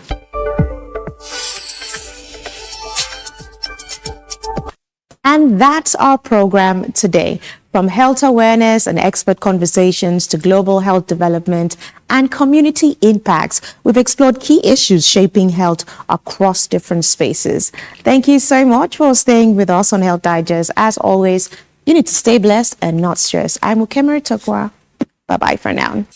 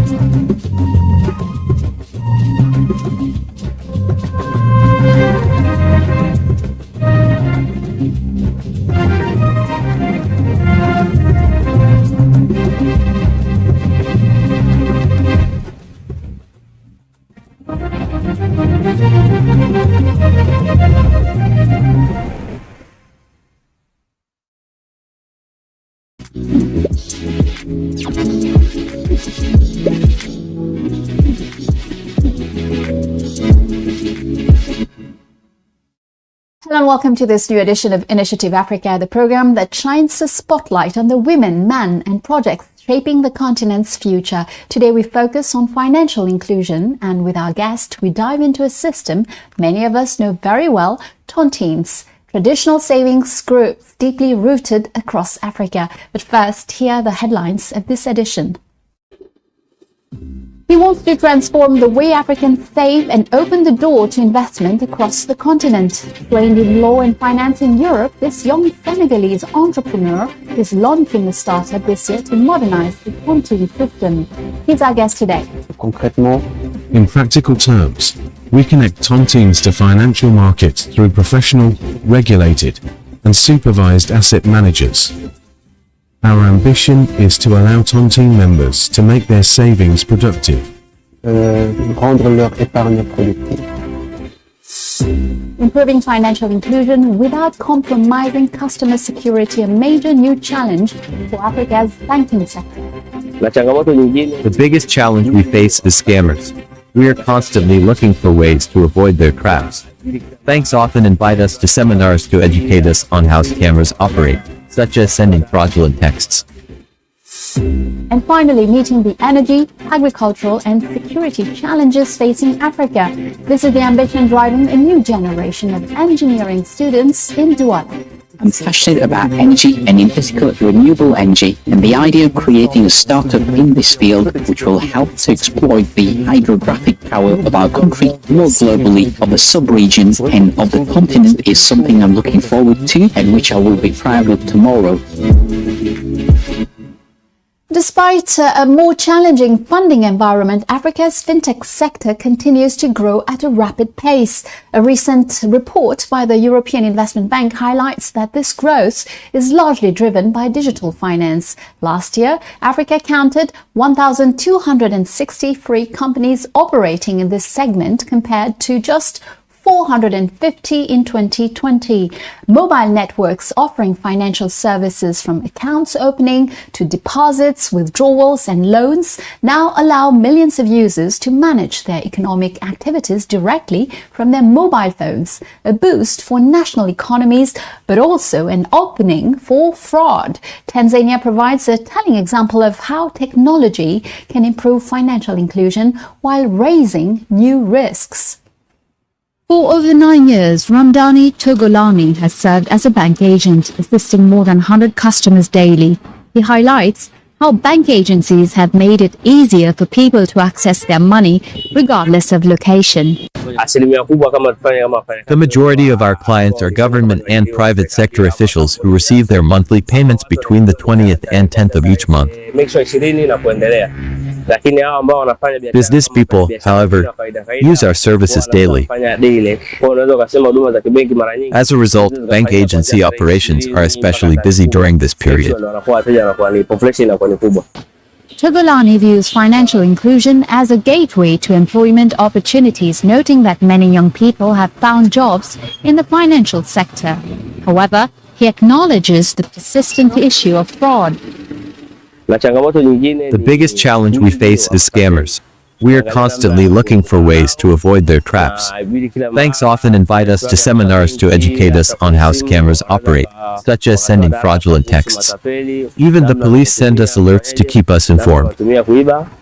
For customers like Tobias Musalu, bank agency services offer a sense of security. Before using these services, he stored his money at home in a small box where it was vulnerable. I prefer using bank agents because my money always enter through banks. So if I have my bank account, it has been easy for withdraw my money anywhere. When I see the agencies, I use them to have my money in my hands mostly. That's why I prefer to use bank agents. In contrast, Ms. Thekela Richard, a tailor for over 5 years, finds mobile money services more convenient because of their accessibility. Since 5 years ago, when I started my business, I've been using mobile phone transaction services because it is efficient and convenient for me. It's easy because the services are near wherever I am. I can get the services, and when you're dealing with money, you really need to have a proper way of storing the money and the proper way to actually do transaction formally for reference. So having my money stored within my home or my business place was risky because it's easy if anything happens like robbery or any other issue that may lead for me to lose my money. It's hard for me to track or to get a reference or to be able to get it back quickly. Despite growing competition in the financial sector, Catherine Rutange, head of agency banking at CRDB Bank, sees demand continuing to rise. She believes the vision should extend beyond competition, ensuring all Tanzanians have access to affordable and reliable financial services. CRDB Bank is prioritizing rural areas where access to financial services is still limited. When you are looking at rural areas, for us, we are following the cash corridors. So in rural area, there are certain economic activity that's happening on their day-to-day lives. So what we do, we are providing services that are going to allow us to engage and work with them and assist them to access those services that they do on a daily basis. Let's say most people from rural areas are agriculturists. So we went far ahead and create some accounts that will be catering for that particular segment of customers. These free farms accounts have become increasingly popular in rural areas, reversing a long-standing lack of access to financial services. Enhancing financial inclusion in these regions could unlock significant opportunities. According to the 2022 Tanzania census, 40 million of the country's 61 million people live in rural areas. With mobile phone penetration at 83.66% in 2023, this well-connected rural population could be a key driver of Tanzania's economic development. Africans save on average 20% of their country's GDP. While many turn to mobile money applications, tontines remain the continent's preferred savings vehicle. Yet today, this traditional model is no longer fully suited to Africa's modern economic needs. To discuss this transformation, we met financial expert Emmanuel Turpin, who is launching the Tonti Capital platform this year. He explained to Laurent Soustras how he plans to mobilize African savings and turn them into a powerful lever for development. Emmanuel Turpin, hello. Welcome to Initiative Africa. Bonjour. Can you introduce Tonti Capital? Tonti Capital is a secure digital platform designed to transform tontines into collective investment vehicles. En véhicule d'investissement collectif. Donc concrètement, In practical terms, we connect tontines to financial markets through professional, regulated, and supervised asset managers. Our ambition is to allow tontine members to make their savings productive. Rendre leur épargne productive. There's the word tontine in Tonti Capital. Tout à fait. Can you remind us of the origin of tontines in Africa? Are they found across the entire continent? Relativement, oui. Relatively, yes. It is difficult to assign a precise origin to tontines, even though authorship is often attributed to Lorenzo Tonti in the 17th century. But clearly, tontines existed long before him. Let me give you a simple example. In villages in the past, after harvest season, families would set aside part of their crops in a shared granary. This was to prepare for hard times, such as drought, and also to help families who had poorer harvests. That is already a form of tontine. In reality, the tontine was not created out of nowhere. It appears wherever solidarity becomes necessary, wherever banks are absent, whenever communities organize collectively to solve problems. So giving an exact origin date is very difficult. What is certain is that it is an ancient mechanism that has endured over time and taken different forms across generations. Are there regional differences? Tout à fait, parce que Absolutely. There are several types of tontines. The most common today is the rotating tontine. But there are tontines used to finance events, equipment, or specific projects. Some compensate their managers, others are free. Some operate with interest, others without. The configurations vary widely depending on the society. There are many different forms. Originally, tontines were based on community solidarity. Later, they evolved into money tontines, a kind of rotating saving scheme, as you mentioned. What are the advantages and limitations? Alors, l'avantage d'une tontine, c'est déjà l'accès. The main advantage is immediate access to liquidity. By participating, you commit to receiving a fixed amount at a specific time. It is something you plan in advance. It helps solve short-term needs. Vous avez préparé. L'avantage, c'est de pouvoir. The tontine operates like a social algorithm. It is based on trust, reputation, dignity, and even shame if someone fails to pay. There may now be legal recourse in some cases, but because the mechanism is informal, unwritten, and untraceable, it creates legal uncertainty. That leads to the disadvantages. A tontine works well to finance education, buy land, or cover urgent expenses, but it does not allow scaling, unless participants contribute very large amounts, and the capital does not generate returns. One of the major limitations we observed is that Africa needs financing and resources. The capital exists, but it operates parallel to the formal financial system. So we needed a way to channel it and connect it to regulated markets. De la canaliser et de la connecter au système financier formel pour pouvoir permettre non seulement aux membres de tontine d'être inclus financièrement, parce que Our goal is not to replace banks.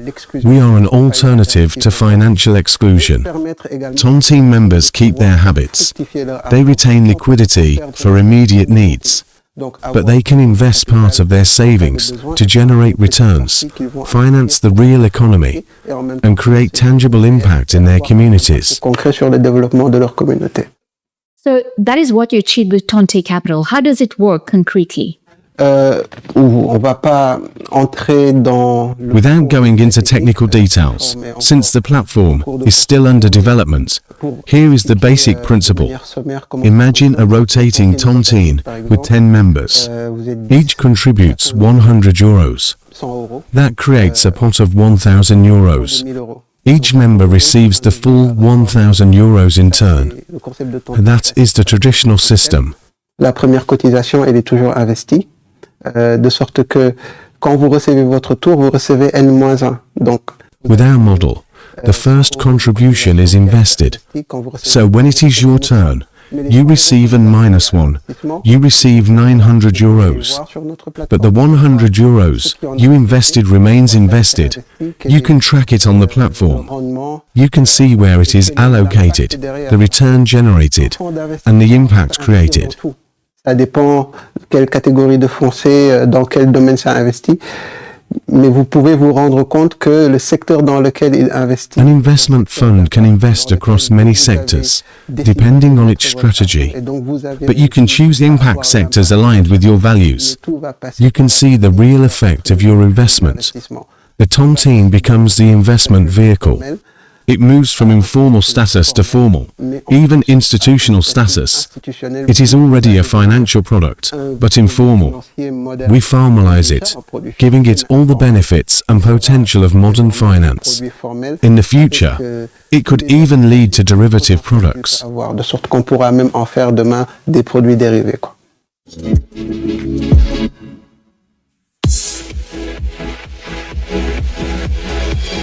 Are you seeking to boost your business in Africa and Europe? Increase your visibility with business frequency thanks to our network of national television channels in more than 40 countries.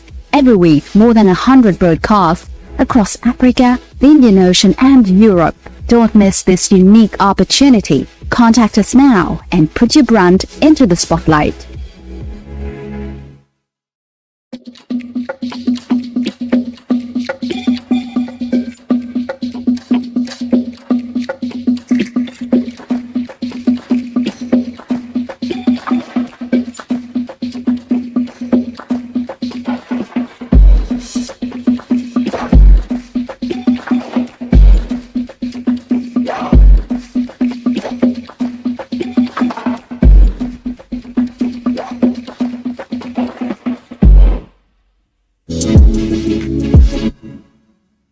Welcome to the second part of our program.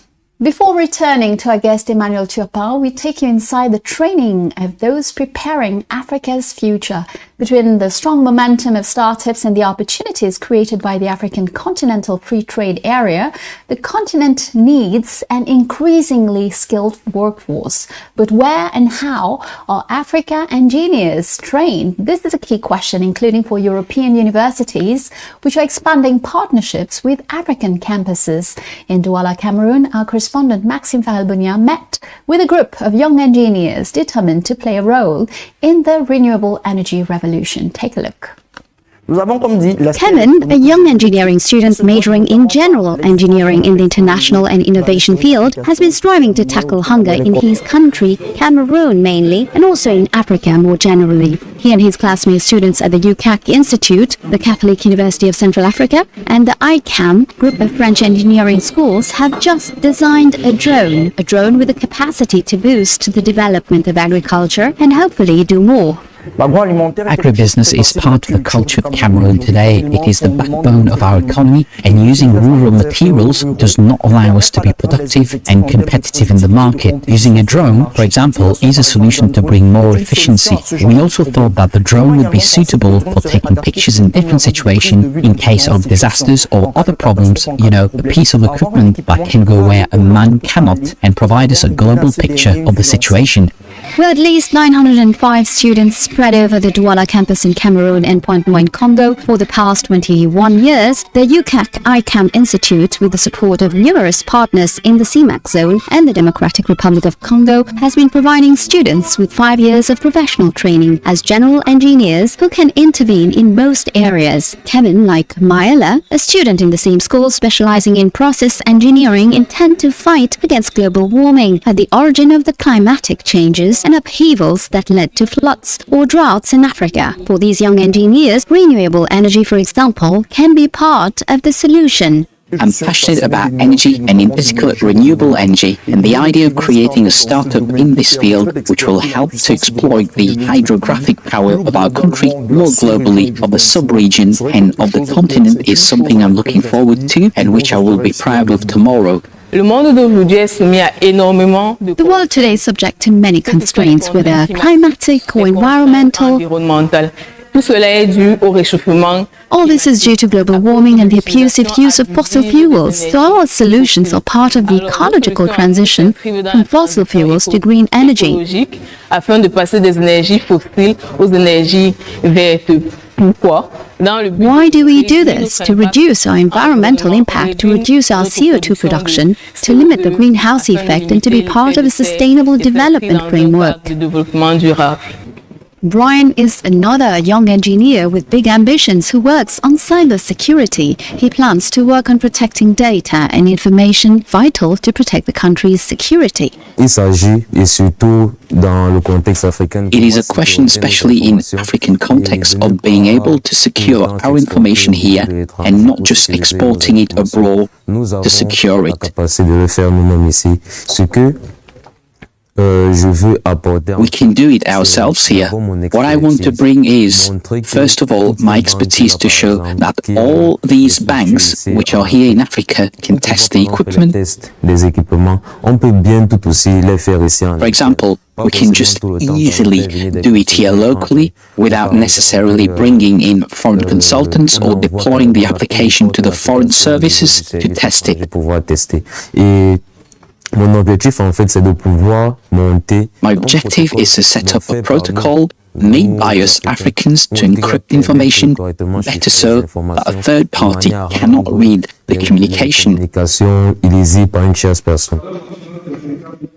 The acquisition and integration of knowledge and skills also relies on the quality of grassroots training. We teach our students to learn continuously. We give them the tools to be in a long life learning cycle, upskilling and moving up the ladder, particularly through active learning in the skill-based and project-based approaches. This allows them to be relatively autonomous in their learning processes, autonomous in their approach to problems and autonomous in resolving situations. We want our engineers to have the capacity to deploy themselves in all different disciplines, industrial, scientific and even technical. We must instill in our engineer the ability to be up to date in terms of hindsight on society and the need to which they can provide solutions and produce value. Beyond the genius, the will and the determination sometimes inspired by the models, these young engineers will need more to impact the development of African countries efficiently. The different political systems should be designed in such a way as to allow young people like us to become entrepreneurs. But we also need the confidence of the various financiers and banks to access adequate funding and confidence to promote our abilities, because among ourselves we know that we are competent and capable of doing and making Africa proud. But for that to happen, we need to be given the means, we need to be given the opportunity, and we need to be trusted.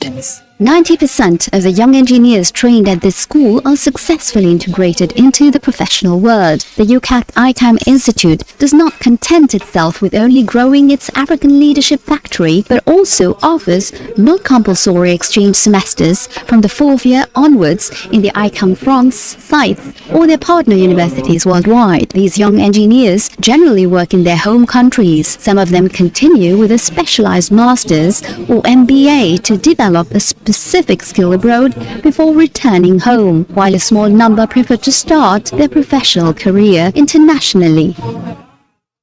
We now return to our guest, Emmanuel Turpin, co-founder of 20 Capital, who tells us how he came to combine law and finance in his professional journey. Let's listen to him. Emmanuel Turpin, today you are a lawyer in Luxembourg, but you are Senegalese and you studied in St. Louis. When did you first become interested in law and finance? Je dois dire que j'ai atterri dans le droit un peu par hasard. I must admit I entered law somewhat by chance.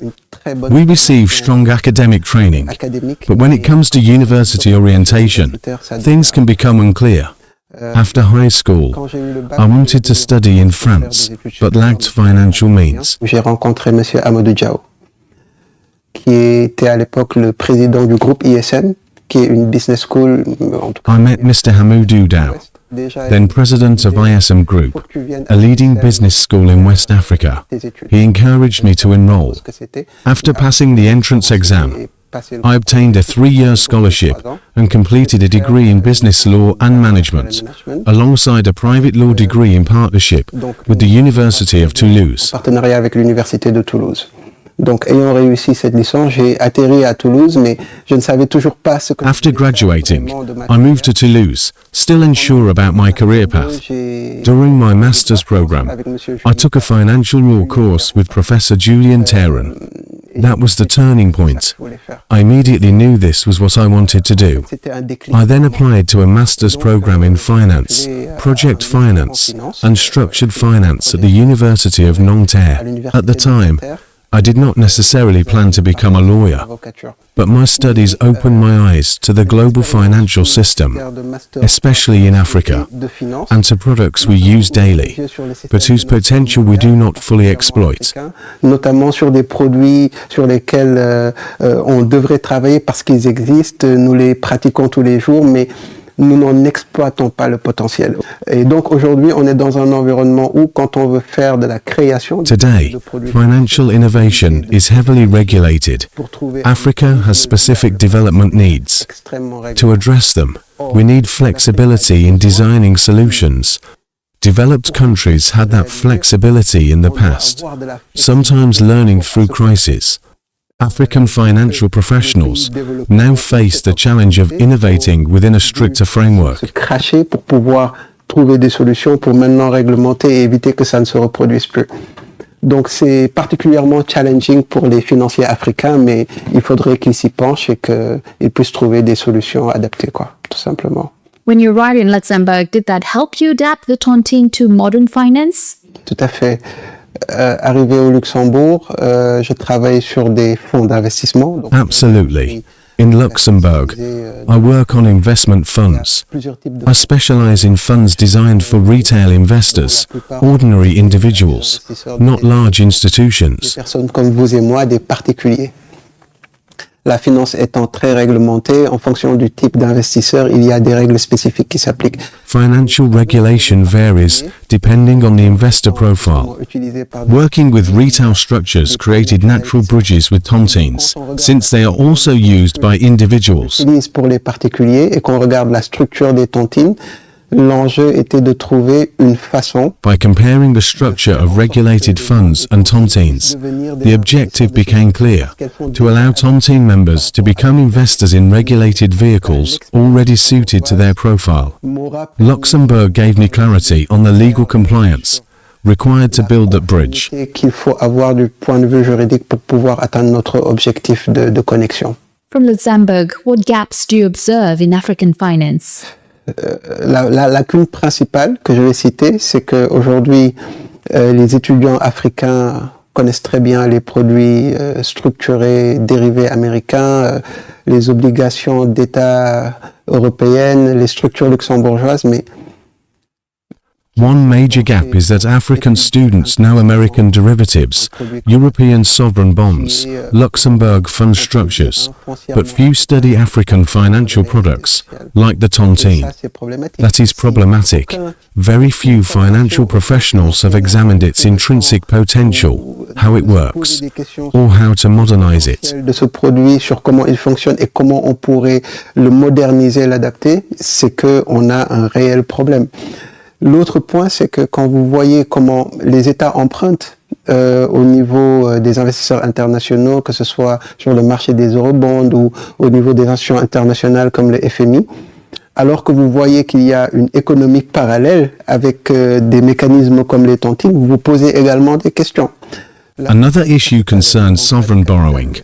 African states issue Eurobonds or borrow from institutions like the IMF, while a parallel domestic capital system exists. Africa does not lack capital, it lacks structuring.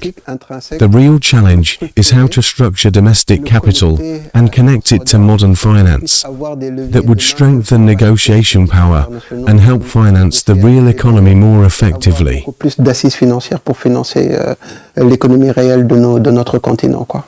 What differentiates you from the other digital tontines?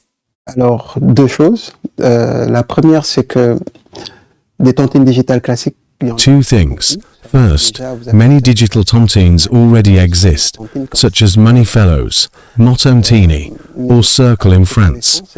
But to our knowledge, none are connected to financial markets. Aucun projet, aucune tontine digitale qui soit connectée au marché financier. Donc, notre objectif est de permettre justement à la tontine de prendre... Our objective is to elevate the tontine and make the connection with capital markets obvious. Savings remain secure, but part of the savings is invested. That changes everything. It brings depth to our financial markets. A few years ago, the BOVM celebrated a market capitalization of 10,000 billion CFA francs, roughly 15 billion euros. That is about the size of a single Luxembourg fund. Et ont besoin de profondeur. Sans cette profondeur, les sociétés ne vont pas se coter suffisamment parce qu'elles n'auront pas forcément d'intérêt à le faire. Sans cette profondeur, on ne peut pas vraiment développer de produits. Our markets are small. They need depth. Without depth, companies hesitate to list. Without depth, derivatives cannot develop. Without depth, sovereign bonds are mostly purchased by institutions, not individuals. Creating depth allows retail investors to participate. We simply need to change the way formal finance views African financial products. We must modernize them, adapt them, and allow them to scale. De prendre plus d'altitude, quoi, tout simplement. And that's all for this edition of Initiative Africa. You can find Emmanuel Chopin's full interview along with all our programs on our website, africaonair.com, and across our social media platforms. Don't forget to share, like, and comment using the hashtag Initiative Africa. And join us next week, same time, same channel, for a new episode of Business Africa. Have a great week, and until next time, goodbye.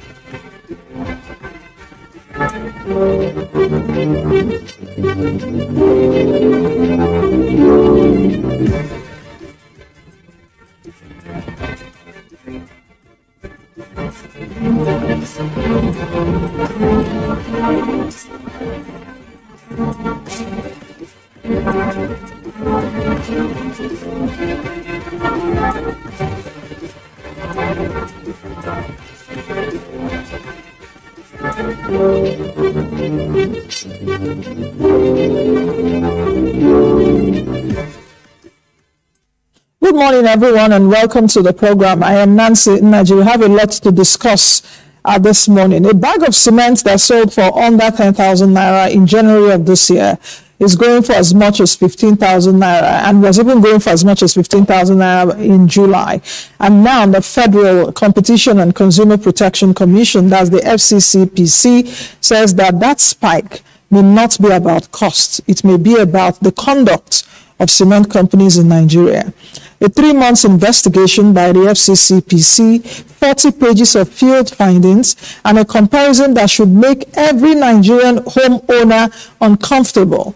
Nigeria, with an installed capacity of over 60 million metric tons, of more than double what it consumes, yet pays more per cement bag than countries without a single limestone deposit.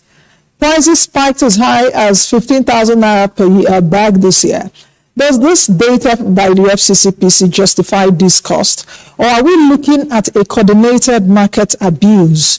What this what is this EFCCPC investigation? What does it really mean for the cost of building in this country? And we are now talking about rents being exorbitant everywhere across the country, and whether Nigeria's cement giants are about to face their toughest regulatory test yet. I'll be asking Nick Agulu, an economic analyst, what the commission has found so far and where the investigation goes from here. Then I turn to the Nigeria Revenue Service. It has put out its first rule book, the first full one actually, first full rule book for taxing virtual assets. But PricewaterhouseCoopers, that's PwC, is already poking holes in it.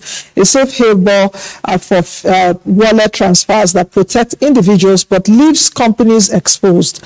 A pricing rule that leans on approved aggregators nobody has seen a list of, and a 1% withholding tax of gross proceeds that could collide with tax on net gains come filing season. For an industry already worth over $92 billion, this detail matter. Opita Chukwuma of PwC joins me shortly also to walk through the fine print of what the NIRS has released and what it means for every trader, every virtual asset provider, every company holding digital assets on its books. So this morning, very interesting two stories that are developing and we are following it, but one question running through both: who regulates, who pays, and who gets left guessing? And don't also forget that the official campaign season starts today. So let's get into the program. Stay with us in case you're watching me right now live on television.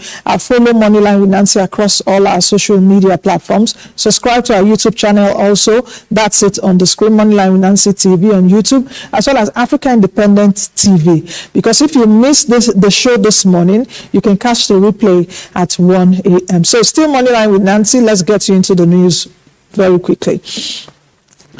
Nigeria's foreign exchange reserves have risen above $52 billion, the highest level in 17 years. The acting CBN's Director of Corporate Communications, Hakama Sidi Ali, disclosed this at a CBN fair. She said the gains reflect sustained inflows and renewed investors' confidence, while inflation fell from 15.9% in June to 15.43% in July. Trading activity on the FMDQ exchange rose to 426.5 trillion naira between January and July this year. According to the FMDQ, the figures are 71% higher than the 249.18 trillion naira recorded in the first 4 months. FX transactions led with 143.34 trillion naira, while OMO bills accounted for 126.35 trillion naira.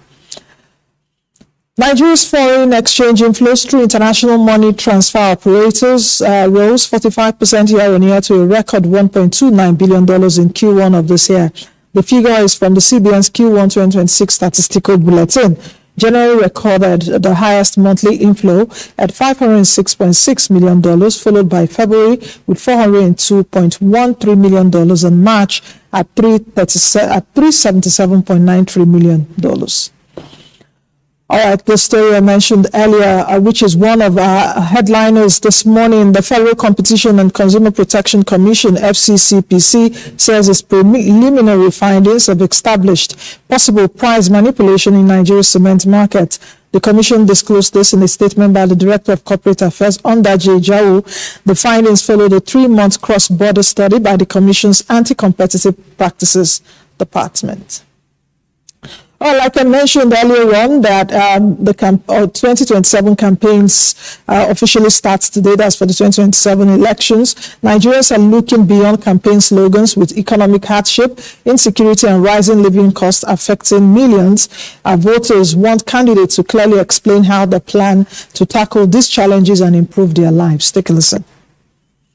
Political parties and candidates prepare for the upcoming elections. Nigerians are increasingly looking beyond campaign slogans and promises. Many voters expect politicians to present clear practical solutions to the country's pressing challenges, including economic hardship, insecurity, and unemployment. This has renewed calls for issue-based campaigns that allow citizens to understand what candidates intend to achieve and how they plan to do it. For many Nigerians, campaign promises should be specific, realistic, and time-bound, with candidates clearly explaining how they intend to tackle issues such as electricity, insecurity, and unemployment. Voters also want candidates with credible track records and practical policies that address the needs of ordinary Nigerians. They expect clear manifestos rather than vague promises and believe citizens must ask the right questions and hold elected leaders accountable for their commitments. Nigerians urged politicians to focus on pressing issues affecting its citizens, such as insecurity and hunger, and clearly explain how they plan to address them instead of making vague promises. I expect the politicians to anchor their campaign on issue base, particularly the challenges of our country at this particular time. They should narrow down their campaign promises to that which affects the ordinary people. It should be issue based. If you want to tackle insecurity, you tell us how you want to tackle it. If you want to tackle the issue of hunger, you should tell us how you tackle the issue of hunger. Citizens called for issue-based campaigns, urging politicians to present clear practical manifestos, while voters assess their track records and hold them accountable for their promises. What we should look at issue-based campaign.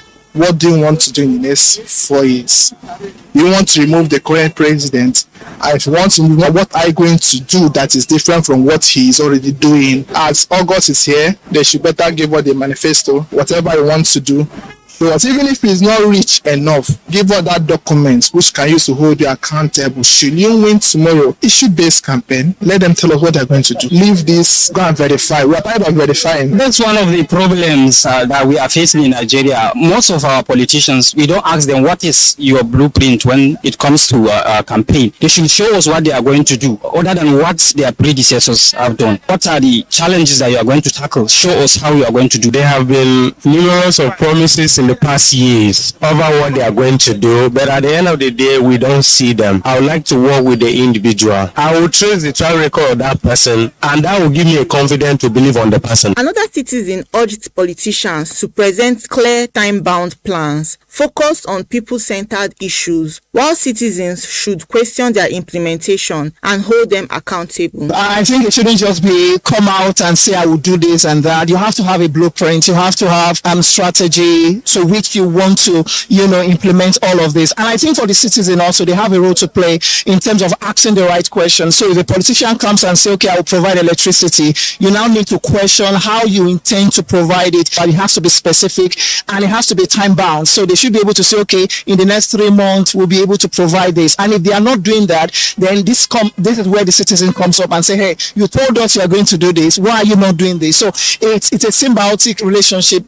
Politicians shouldn't just come out and say, I will do this. They have to have a blueprint. People must demand for this. And that is accountability from the citizen. Asking the politician, how do you intend to do it? And also holding them accountable within the time frame they said they would deliver those projects. Politicians should focus on people-based issues. Issue-based campaigns can help voters make informed decisions and encourage greater accountability in governance. Nigerians are looking for politicians who can clearly identify the country's problems, present workable solutions, and deliver on their promises. Ultimately, campaigns should be about what candidates can realistically do for the people, not simply what they promise.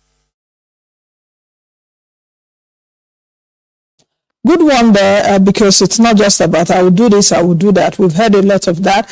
I like what one of the young men there said. We're tired of go and verify. Go and verify. Go and verify. Verify what?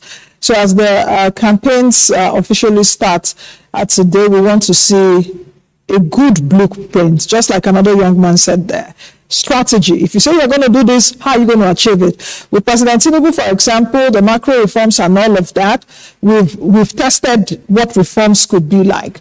If you are coming out as a position to say you will do better, what are the things you want to do? How do you intend to achieve that? What are the costs? Will there be pains on us? How it should be strategic. So I think that this campaign season should be different from that the previous ones. All right, let's just move into the market very quickly. On the money market, liquidity improved sharply with banks closing in a net long position of about 4.93 trillion naira, up from 3.38 trillion naira following OMO bill maturities. The NOFA we've seen so far has been holding steady at 22%. In the fixed income market, the average bond yield fell 5 points to 16.68% as investors returned to selected maturities along the curve.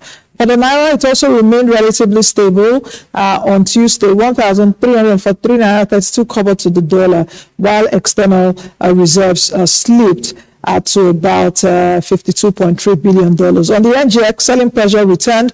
The Asia index fell 35 basis points, with banking stocks leading the decline. If we check out what's happening overseas, Asian markets slid sharply, while Wall Street futures remained mixed. For oil prices rising for a fourth session, for Brent is at about $91 US, while gold recovered to $4,358 an ounce. So that's just the market updates are for you, what we're watching at this time. Let's quickly take a break, and when we come back, two big conversations coming up. The first one on the FCCPC investigation. On the cement market, what should we expect? The second is the NRS, that's Nigerian Revenue Service, new guidelines on virtual assets. Do stay with us.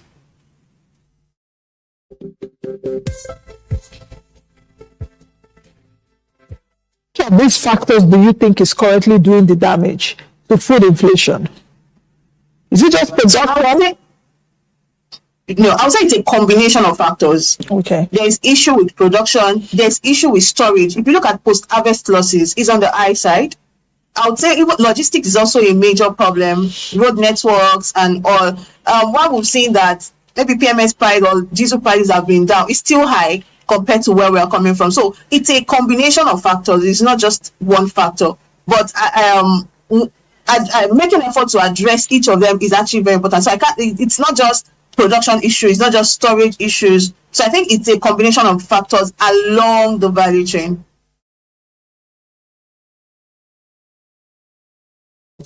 Every day, decisions are made in boardrooms, ministries, and markets. But who asks the questions that truly matter to Nigeria? I go beyond the headlines, speaking with policymakers, business leaders, and everyday Nigerians affected by every policy and market shift. Citizens are saying, with even the little you say you are getting now, how are you spending? What kind of wake-up call do you think that we should have right now? Nigeria is in a good place in terms of the global demographic. From inflation to investments, banking to business, I ask the top questions with sharp analysis, detailed research, and real conversations.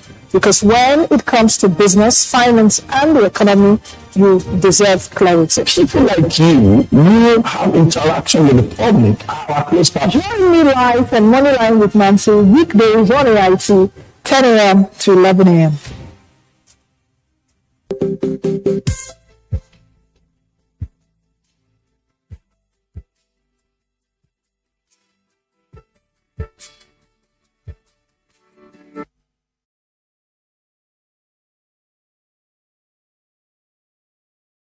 All right, welcome back. Nick Agule joins me right now. He's an economic analyst, and we're looking at the investigation by the FCCPC on cement price manipulation. Nick Agule joins me from the UK, London precisely. Hello, Mr. Agule. Good morning and welcome to the program. Good morning to our viewers globally. Happy to be here. Yes, fantastic. Let's start with what the Commission has established. In fact, the statement, I saw it yesterday evening, some hours ago actually, and the FCCPC has established that there is possible price manipulation in Nigeria's cement market. As an economic analyst, how significant is this finding? How significant is this finding, number one? Then number two, is the FCCPC corroborating what many of us have known over the years and what many of us have said? Sorry, it's very significant because for the economy, cement is one of the major inputs, because cement is what you use in building infrastructure. And the backbone of any economy is the quantity and quality of infrastructure. So if we have issues with the cost of cement, it impacts heavily on the infrastructure that is supporting the economy. A poor infrastructure network will mean that the economy does not have the enabling environment to be able to thrive. So cement, just like energy, are two important inputs into the economy. And if there are issues with the pricing of cement prices, then that's very, very significant in terms of what that contributes to inflation, to purchasing power, and generally to also, whether it will allow entrance or not into the market. But if it's coming from either a dominant player or a group of dominant players, which is then a cartel, then it is something that the FCCPC is right to look into. Looking at what the FCCPC has said, Nigeria has an installed capacity of 60 to 65 million metric tons of 60 to 65 million metric tons. Yet our domestic consumption is only about 25 to 30 million. That means that we even have excess, which is also being exported. And if you take a look at it, that's actually double the capacity that we need. In a normal market, doesn't that kind of oversupply crash prices? As an economist, they should crash prices. Generally, in the country where you overproduce, as it were, and demand does not outstrip supply, you still export. But yet, in Nigeria, Nigerians pay more for cement than in other African countries, which the FCCPC has noted. Yes and no. No, in the sense that if the input cost to produce a product or service is such that regardless of the supply in the market, the businesses involved cannot sell below the cost incurred to bring that good or service to the market, there's hardly anything they can do because they've reached the shop floor. Of course, if they go below that, then they will be making losses.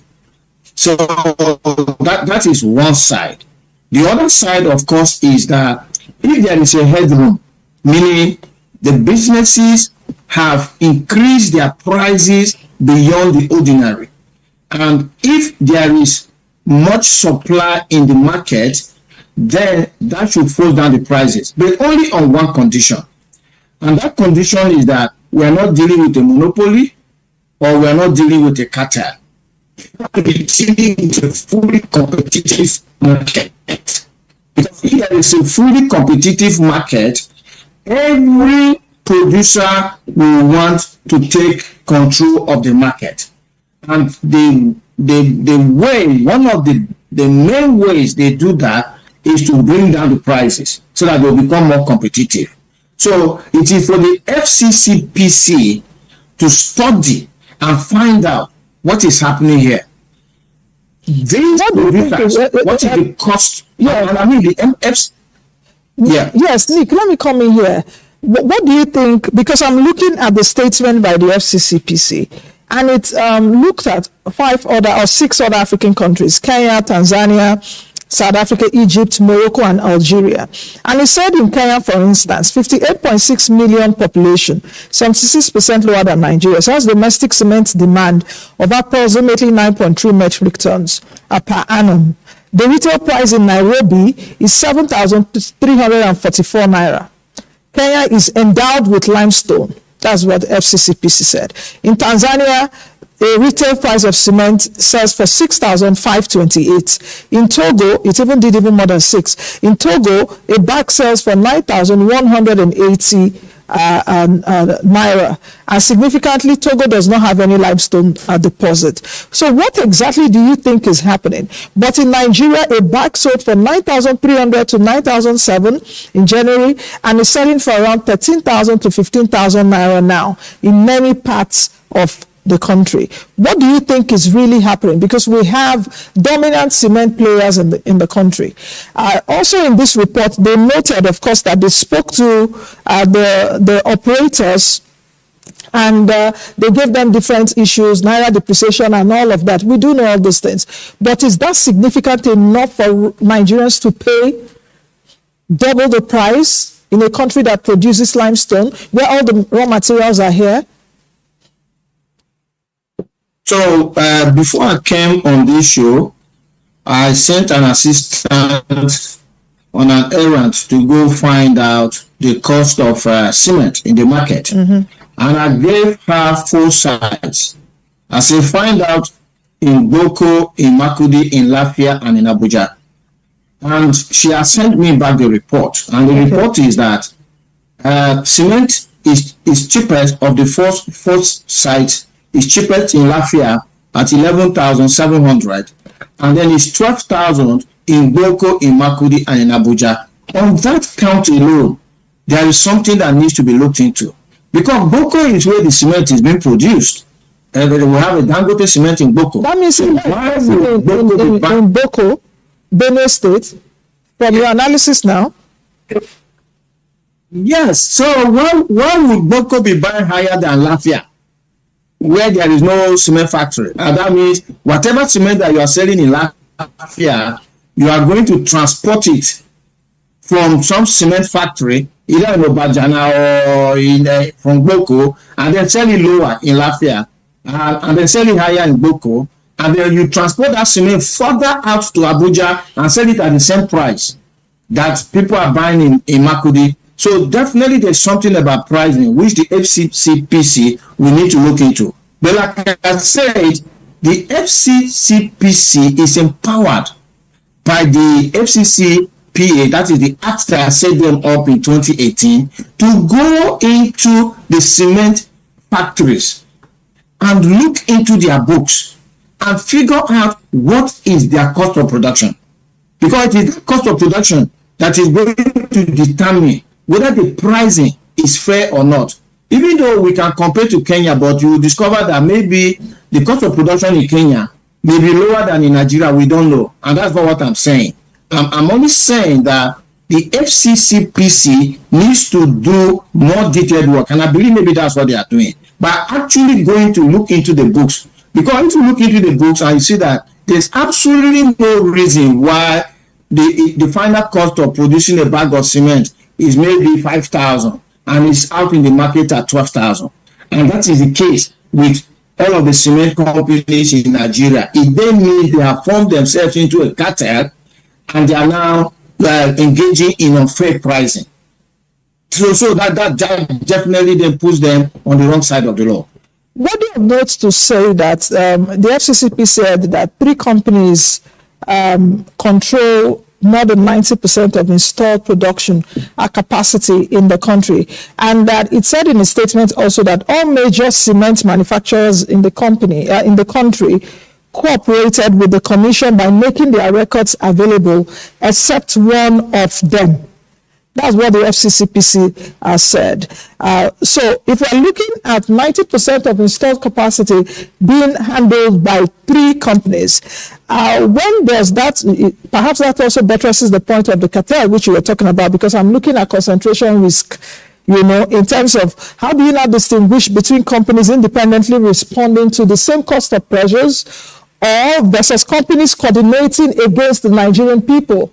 That's one. Then the second question also is, if one major manufacturer declined to cooperate and hand over its records to the FCCPC while the others did, what does that refusal signal to you? And does the FCCPC actually have the power to compel the company to do that and also sanction the company?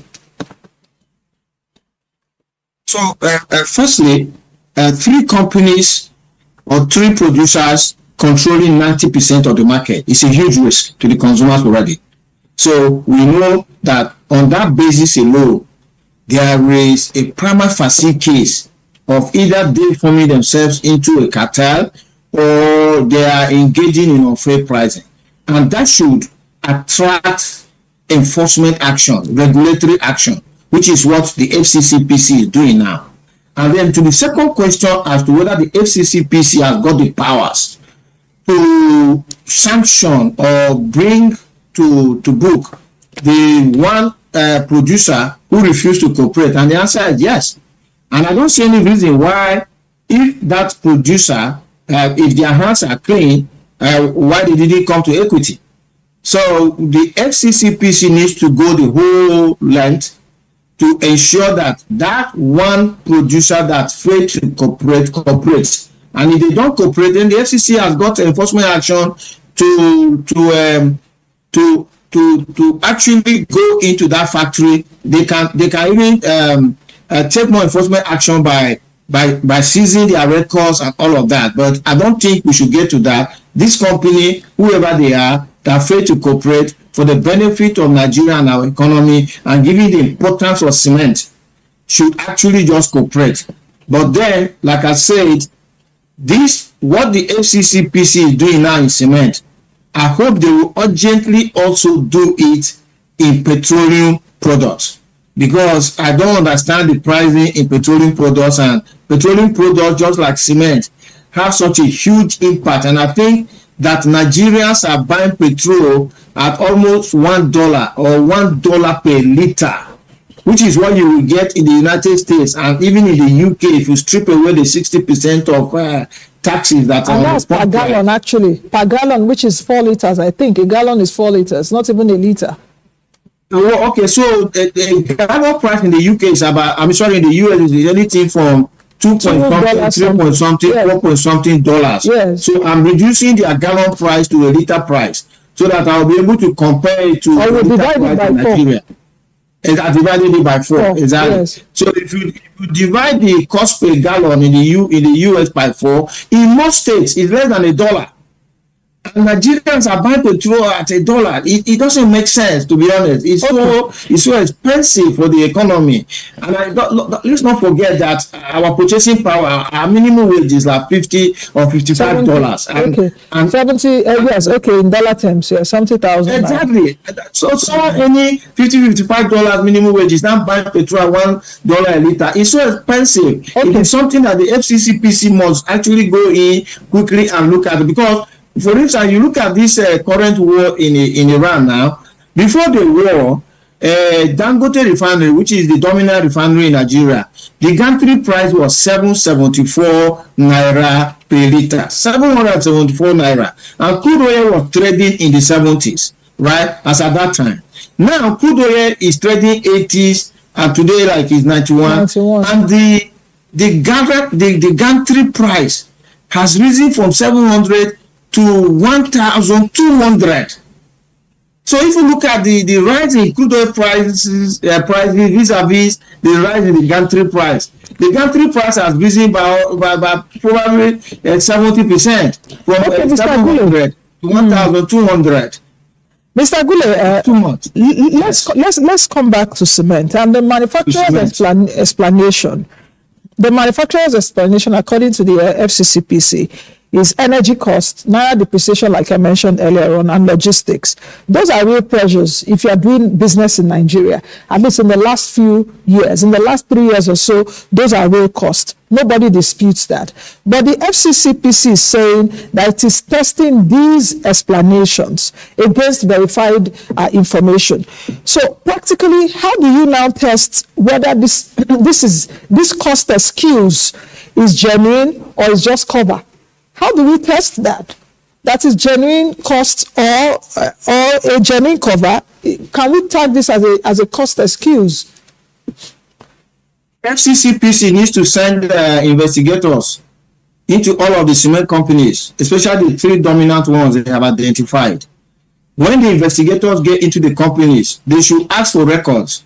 And the records should stem from the invoices that they are paying to suppliers, the bank statements where these actual monies are going out, and that is when they will be able to figure out if the costs that these companies are pleading are actually true or not. That's the only way this thing can happen, and they are empowered to do that, because we need to say one thing, differentiate something.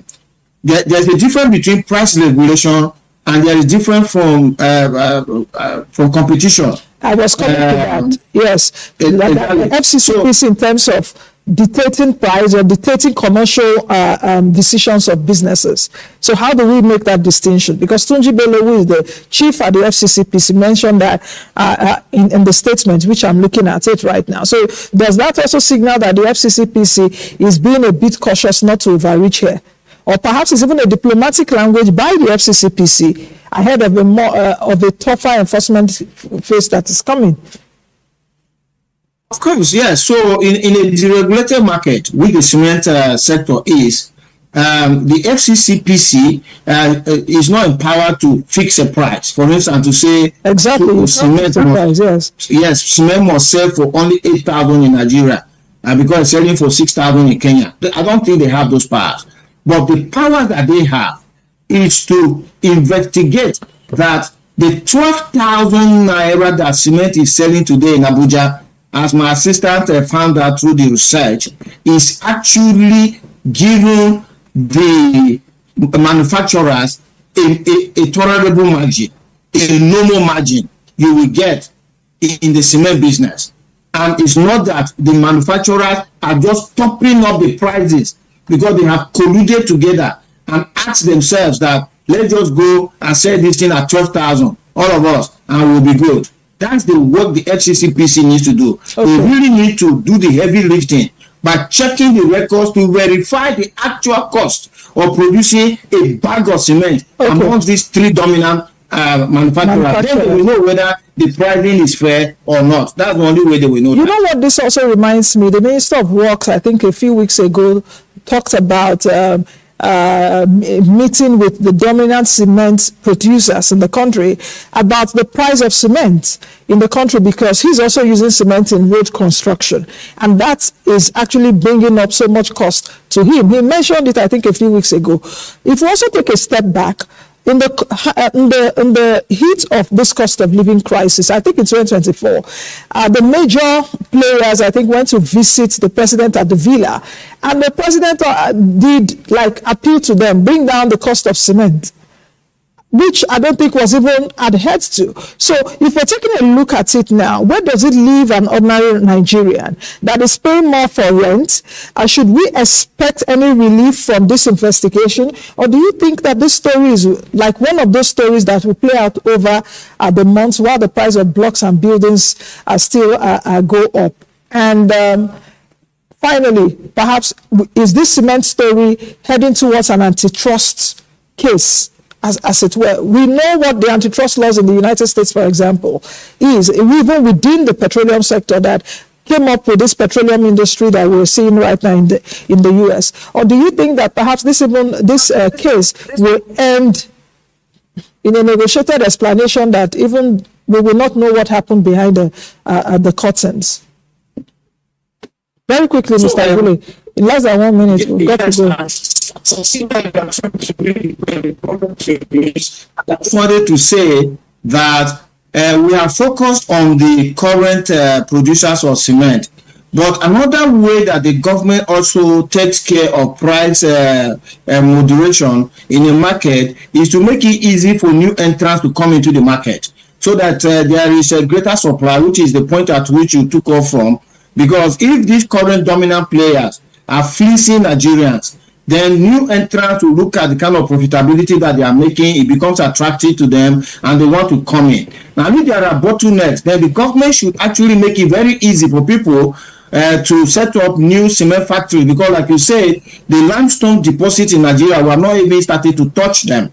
And that is the way you moderate prices, even in other sectors. For instance, you mentioned rent. High cost of rent will be better moderated if the government makes it very easy for people to have mortgages and buy their own houses, so that instead of paying rent to landlords, they are repaying their mortgages, and then the houses become theirs at the end of the day. That way, rent will be forced to come down because we now have more housing stock in the market. The same thing with petroleum products. The same thing with food. Just make it easier for people to come into the sector and produce more. Okay. And that's the work that government needs to do. This government has so far dealt with service, which is this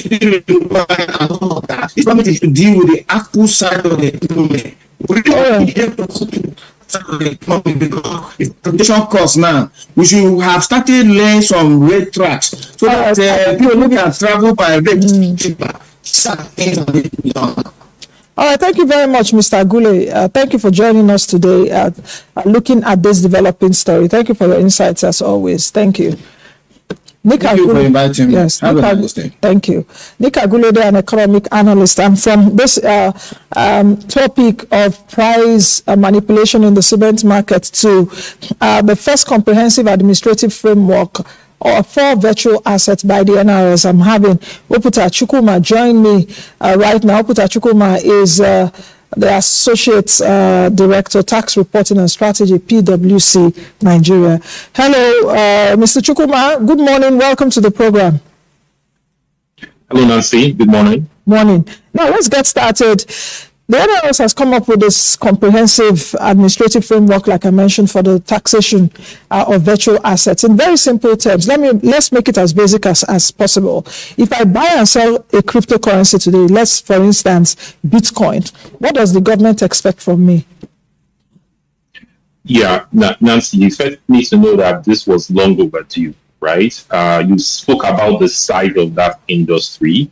And strangely enough, more than 22 million Nigerians currently use virtual assets for cryptocurrencies. Yeah. And because of the complex nature of that ecosystem, what the government has done is simplify the existing law, because laws already existed that sort of tax, that space. But, what the tax authorities have now done is just make it in a way that you can pick up the documents and understand how it impacts you. But specifically, it answers some principal questions. Questions like, what are the taxes that you're supposed to pay? Who is responsible for deducting or collecting those taxes? And, the penalties also associated with it. So for the analogy that you provided, if now you take your currency and you buy Bitcoin, there are several tax triggers as documented in the guideline, right? Just the exchange of fiat or the conversion of fiat to cryptocurrency is one of the triggers for the 1.5% stamp duty. So you'll be getting Bitcoin, but Bitcoin less 1.5% of that value. That's Bitcoin, 1.5% stamp duty. How about 1% withholding tax? I'm getting the example. Yeah. So if you hold the cryptocurrency, if you hold the Bitcoin, there's really no tax trigger, right? If you hold the Bitcoin, if you transfer it within your wallet, there is no tax trigger. The tax trigger would arise where you now dispose, and it goes to your comments you just made. If you now dispose that Bitcoin, the virtual asset service provider in which you are holding that currency on its platform would have the obligation to withhold a 1% withholding tax on the entire proceeds you get from the disposal. In addition, the disposal can also be in the form of you purchasing a good or a service. So if you use the Bitcoin to purchase a property, if you use the Bitcoin to purchase a car, for example, it's still the same tax that would be applicable. The service provider would have an obligation to withhold 1% on the entire proceeds. Now, you also have the responsibility of doing a self-assessment on the gains that you make from that transaction. If you are an individual, the self-assessment would be based on the progressive PAYE rates, the payee rates. If you are a company, then, if you're a large company, so if you're not a small company, then, the gain that you make will be subjected to a 30% income tax. So quite some interesting provisions relating to how, the tax authorities are looking to tax that space, Nancy. I would like you to really talk about what this change is about. Is it that crypto has suddenly become taxable, or is it that the NRS has just now provided us a clearer operational framework for taxing something that the new tax laws have already provided for? Absolutely. So the tax laws always had broad clauses, broad provisions that correct, right? But you have to appreciate that it's an extremely complex ecosystem. So you have the virtual assets service providers, trying to comply, but the individuals that hold these assets, because we mainly operate the self-assessment regime, and Nancy, a lot of Nigerians don't like to pay taxes. So what you see is that the tax authorities have realized that there is a huge gap in terms of compliance, right? We can't be doing more than 92 billion worth of transactions in Nigeria. We are one of the foremost countries that have adopted cryptocurrency. And this is even with some of the limitations that we've had. If you consider 5-6 years ago with the CBN restriction on, transactions by banks relating to cryptocurrencies, you begin to appreciate how fast that space has grown, and the tax authorities have now realized that maybe there's some value that we can derive from just simplifying the tax law and making it a bit more specific to some of the transactions that are more prominent within that space. For PwC, you guys have questioned whether it is fair to place responsibilities on the virtual asset providers where similar obligations are not necessarily imposed on other financial market intermediaries. Do you think that with this is a level playing field issue? Yeah, and it's a good point, right? Because if you go through the guideline, you would see that the virtual asset service providers are now required to withhold the stamp duty. They are required to withhold the 1% withholding tax. They are also required to, provide support to the government in respect of the collection of, the VAT on behalf of, the taxpayers or the users of their platform, right? Then if you also go through the Nigerian Tax Administration Act, we see some detailed obligations where, they are on quite a frequent basis supposed to be reporting the transactions that happen, within their platform. So if you now compare that to other exchanges, there's definitely a gap. And this might just be, signaling to us Nigerians the approach that the tax authorities are taking in terms of trying to derive some value. It is likely that they are going to start looking at other exchanges and, allocate the same obligation that they have given the virtual asset service providers, impose those other obligations on those other exchanges so that, as you've said, it will now be a fair playing ground. What do you think exactly falls within these guidelines? Is it the casual crypto investor? Is it the active trader? Is it businesses? Is it miners? Is it stakers? Is it NFT participants, for example? Is it virtual asset providers? Is it who? All of them, Nancy. All of them. If once you are deriving some value. From that ecosystem, then you would be exposed to taxes. But you have to give credit where it's due. What the tax authorities have also done, as I said earlier, is if you are transferring within your wallets, for example, there's no consequence, right?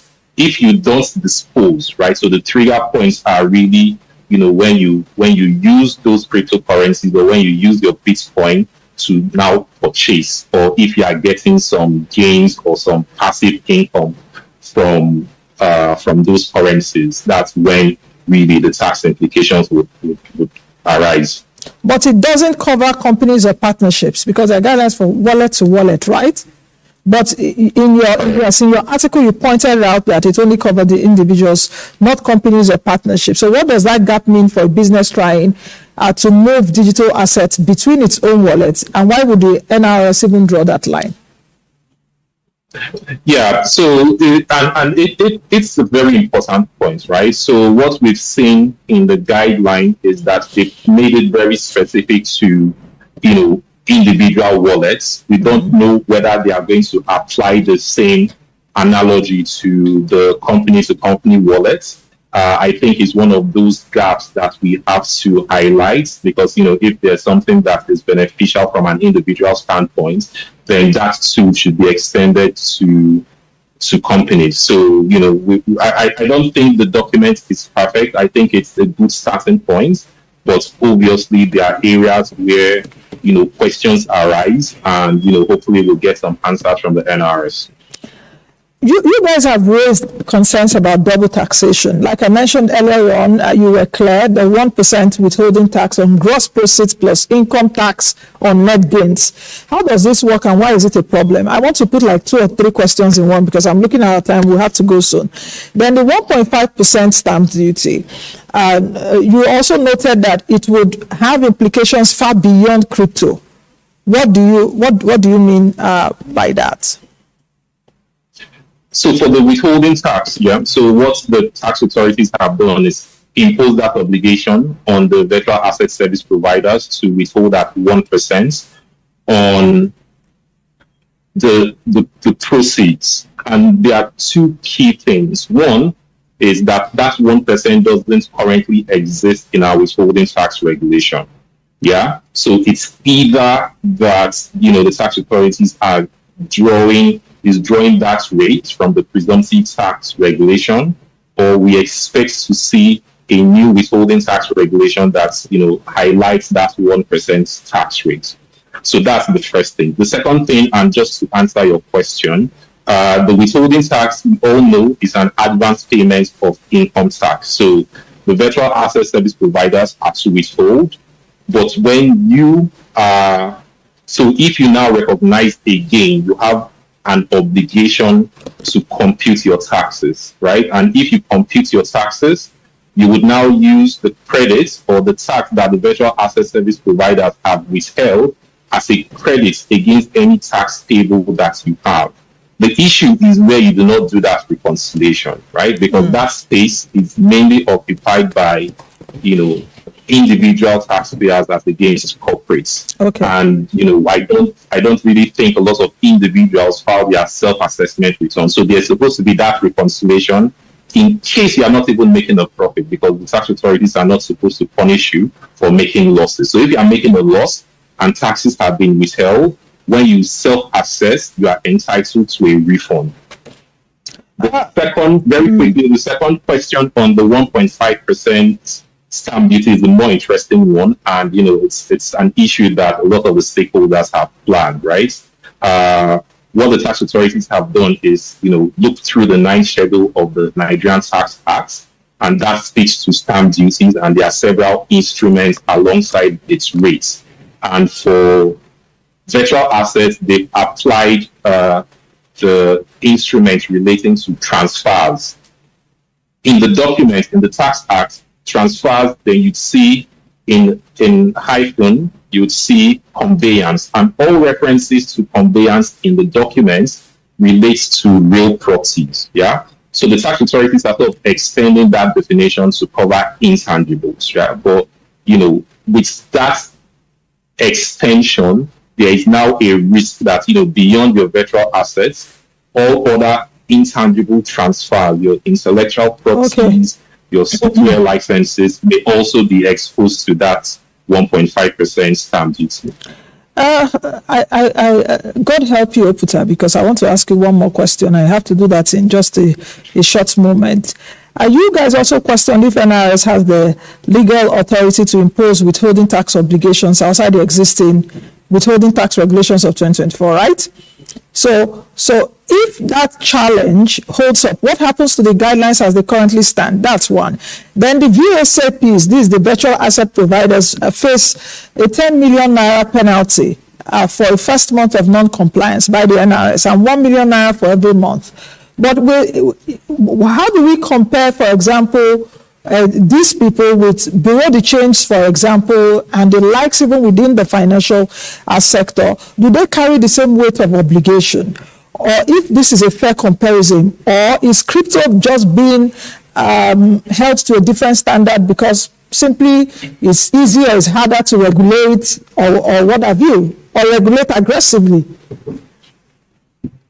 And these are interesting questions, Nancy. On the first one, we have the presumptive tax regulation, and if you go through that document, you would see that there's also a 1% withholding tax obligation there for collecting agents, and it also covers individuals or taxpayers who do not have clarity with respect to how much taxes they are supposed to pay, or whose records are not readily available.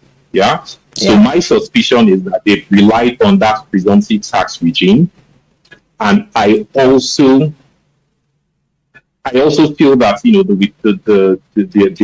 are working on the withholding tax regulation, right? But there's a 1% in the presumptive tax regime, and it might be on that basis that they have applied the 1% in the NRS's guidelines for virtual assets. For the penalty regime, it's really quite steep, and I think they're trying to force the hands of the virtual asset service providers. The questions you've asked around, whether it's fair when you compare to other exchanges, unfortunately, I can't answer. It's obviously not fair, but it's likely that it's likely that the same standards will also be expected for the other exchanges. All right. I think we'll leave it at that. Thank you very much, Oputa, for joining me today. See more of you soon. Let's see how this plays out. Thank you. Thank you, Nancy. All right. I've been speaking with Oputa Chukuma, Associate Director at Price Waterhouse as PwC Nigeria Tax Reporting and Strategy. We've been talking about the new tax guidelines for virtual assets, the cryptos and what have you, the bitcoins and co. So very interesting conversation. Thank you all for joining us again today. Please join us again tomorrow. But you can also catch the replay of this program at 1 a.m. This morning. That's Thursday morning. I see a lot of messages on Twitter from our viewers, even concerning the first conversation I had on cement. But the messages are around that government shouldn't allow companies to take Nigerians for granted. Be the best you can be the change that you want to see. I am Nancy Naji. Bye for now.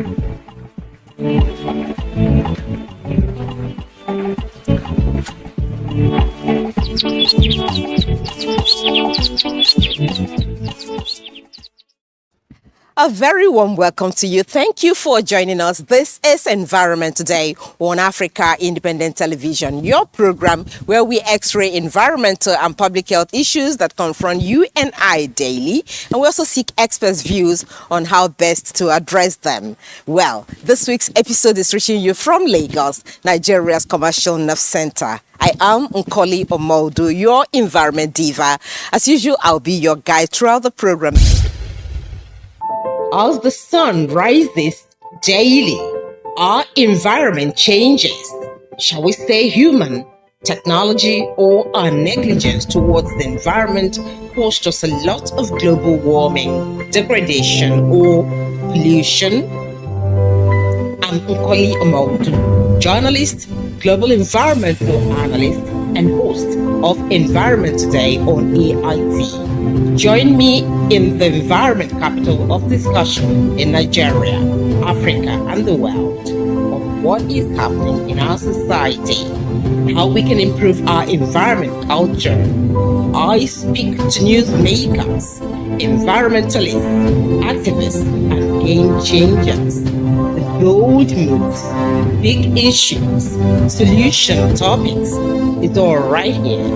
Make Environment Today on AIT your weekly watch. Plenty places where find well, and where these animals they stay for our national parks, still plenty for Nigeria. All these places for forests where man never enter, they help us keep our environment very, very healthy. Then they help us clean our rivers. Even the rain where they fall, they clean. And the air where they even breathe, they clean. But if we allow people to they catch these animals and they cut our forest anyhow, all these natural things where God don't give us will disappear. Time don't reach, make we join our hands, do waiting we for supposed to. Tell your family people them and your friends them, make them no buy or chop illegal bushmeat. And make them no buy them big wood where they come out from forest, make government say make them no buy or cut. Time don't reach for we to save our forests and our special animals them. Make we keep them animals for bush, we be them home, and make we day for town, we be our own home.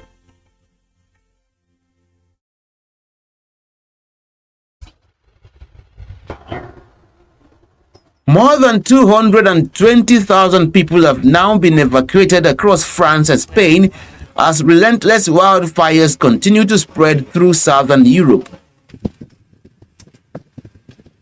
In southwestern France, nearly 60,000 more residents have been ordered to leave areas near Bordeaux, bringing the total number of evacuees in the Gironde and Landes regions to around 200,000. French President Emmanuel Macron has mobilized the military to support firefighting operations, while the government has activated the European Union Civil Protection Mechanism to bring in additional aircraft and personnel from the neighboring countries. On the Cape Ferret Peninsula, hundreds of people escaped by boat after flames swept through the popular holiday destination. Authorities also evacuated homes, campsites, a nursing home, and a summer camp as strong winds and dry conditions drove the fires across the region. Fire officials say this year's conditions are even more severe than the devastating wildfires of 2022, with weeks of drought allowing flames to spread rapidly even overnight. In neighboring Spain, the situation is equally critical. A massive wildfire west of Madrid has overwhelmed emergency crews after several separate fires merged into a single, fast-moving blaze. Regional authorities describe it as the worst wildfire in Madrid's history, warning that extreme heat, relentless winds, and multiple fire fronts have created what they call a perfect storm. Emergency officials say the fire is now beyond the capacity of firefighters to contain in some areas, forcing crews to focus on protecting lives and defending communities rather than attacking the flames directly. More than 25,000 people have been evacuated, while tens of thousands more have been ordered to remain indoors as thick smoke and flying embers threaten additional towns. Spain's military emergency unit has been deployed to slow the fire's advance, while authorities race to prevent it from merging with another major wildfire burning in neighboring Avila province. So far, thousands of hectares of forests and countryside have been destroyed, with multiple municipalities evacuated and several others placed under lockdown. Across Europe, firefighters are also battling blazes in Italy, where Sicily has been among the hardest hit regions. Scientists say Europe is warming faster than any other continent, with repeated heat waves and prolonged drought creating ideal conditions for larger, faster, and more destructive wildfires. As emergency crews continue their fight against the flames, officials warn that changing weather conditions could trigger fresh evacuations in the days ahead. The flooding began in June and was worsened by cloudbursts upstream and localized rainfall 436% above normal. Authorities said thousands of livestock have been washed away and that villages are facing devastation not seen in recent history. Nearly 150 relief camps have been set up across the state, sheltering close to 30,000 people. More than 900,000 people in over 1,800 villages have been impacted. State and national disaster response teams are leading operations supported by Air Force and armed forces. To reach affected areas, officials have deployed more than 50 small boats in shallow waters and are using payload drones to deliver relief materials. Relief supplies have also been airdropped to locations that cannot be accessed by road. Flood-related disasters occur annually in India during the monsoon months from June to August. Experts note that climate change and urbanization are increasing both the frequency and severity of such events. Last week, flash floods and landslides linked to monsoon rains killed at least 19 people in the northeastern state of Nagaland and in Indian-administered Kashmir. The fall came after the U.S. ambassador to the UN said attacks on Iran had been halted for a second night in a row to give talks a space. An Iranian army spokesperson said on Sunday that Tehran had halted retaliatory attacks in region in response. The outbreak of Iran war triggered a sharp rise in oil prices as the conflict led to effective closure of the Strait of Hormuz, a key shipping route which usually carries about 20% of the world's oil and liquefied natural gas. When Iran and the US signed a memorandum of understanding in June to halt military operations and reopen the strait, the price of oil fell back to a pre-war level of around $70 per barrel. However, the collapse of the ceasefire earlier this month reignited fear over global energy supplies and pushed the oil price back up. Last week, it hit $100 per barrel for the first time since May, with added concerns coming after Houthis militia in Yemen attacked the tanker in the Red Sea, threatening a key export route that Saudi Arabia had used to bypass the Strait of Hormuz. Despite the sharp fall in crude, there is still significant uncertainty backed into these prices and the reticence about whether negotiation will lead to a lasting breakthrough. The conflict between the US and Iran and its impact on oil has pushed up the cost of fuel such as petrol and diesel in many countries. This often has knocked-on effect on other prices such as food, as businesses pass on a higher cost they are facing to customers, and this can push up the rate of inflation. Higher inflation raises the possibility that central banks will increase interest rates in an attempt to keep price rises under control. In June, the European Central Bank opted to lift its key interest rate for the Eurozone for the first time in almost 3 years, noting that the conflict was generating inflation pressure. Every time fuel prices fluctuate across West Africa, the impact is felt almost immediately by businesses, transport operators, and millions of households already grappling with the rising cost of living.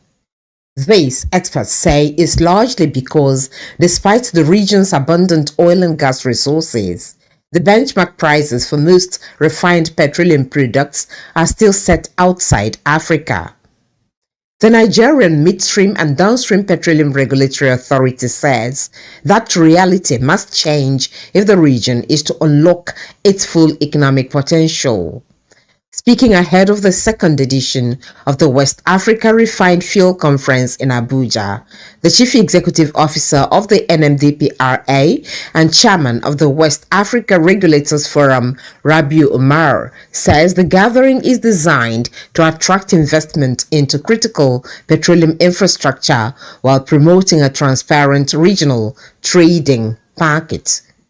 The vision is to establish West Africa as a credible regional marketplace where petroleum products can be traded efficiently, transparently, and competitively. With the theme, Funding West Africa Infrastructure and Distribution to Create a Transparent Market for Regional Price Benchmarks, the conference is expected to convene regulators, investors, financial institutions, and energy experts to explore practical solutions for finance and infrastructure, improving distribution networks, and deepening regional cooperation. The event is scheduled to hold on the 11th and 12th of August 2026 in Abuja. Regulators provide the framework that enables fair competition, market transparency, investor confidence, and consumer protection. Efficient markets require efficient infrastructure. Investment in pipelines, storage terminals, ports, rail system, road networks, refineries, and digital trading platforms reduce supply costs, improve energy security, and enhance regional integration. For millions of consumers across West Africa, the expected benefit will be ensuring energy security for all and a more stable, transparent, and resilient fuel market driven by the region itself. For most of our history, humans lived in harmony with nature. But we have shared in the balance, exploiting our planet for product and wealth, creating a climate catastrophe, driving species to extinction, and polluting our land, sea, and air. The sight is clear. Time is running out.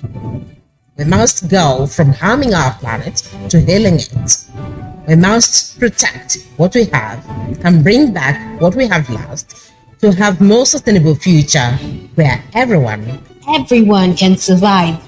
Because there is only one Earth, and so we must protect it. There's a massive desertification that's just coming in. If you keep eating pangolin, you will not even see pangolin. And that means at the end of the day, we'll end up telling our children, we see open storybooks. Join Nkoli Modu every Wednesday, 5:30 p.m. on Environment Reports.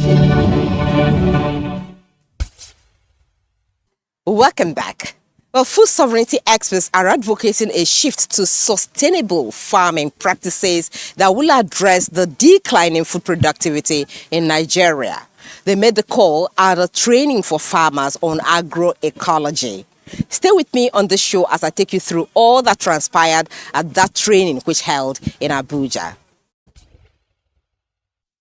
For many Nigerian farmers, the struggle is no longer just about producing enough food. It is about growing food that is healthy, affordable, and sustainable for future generations.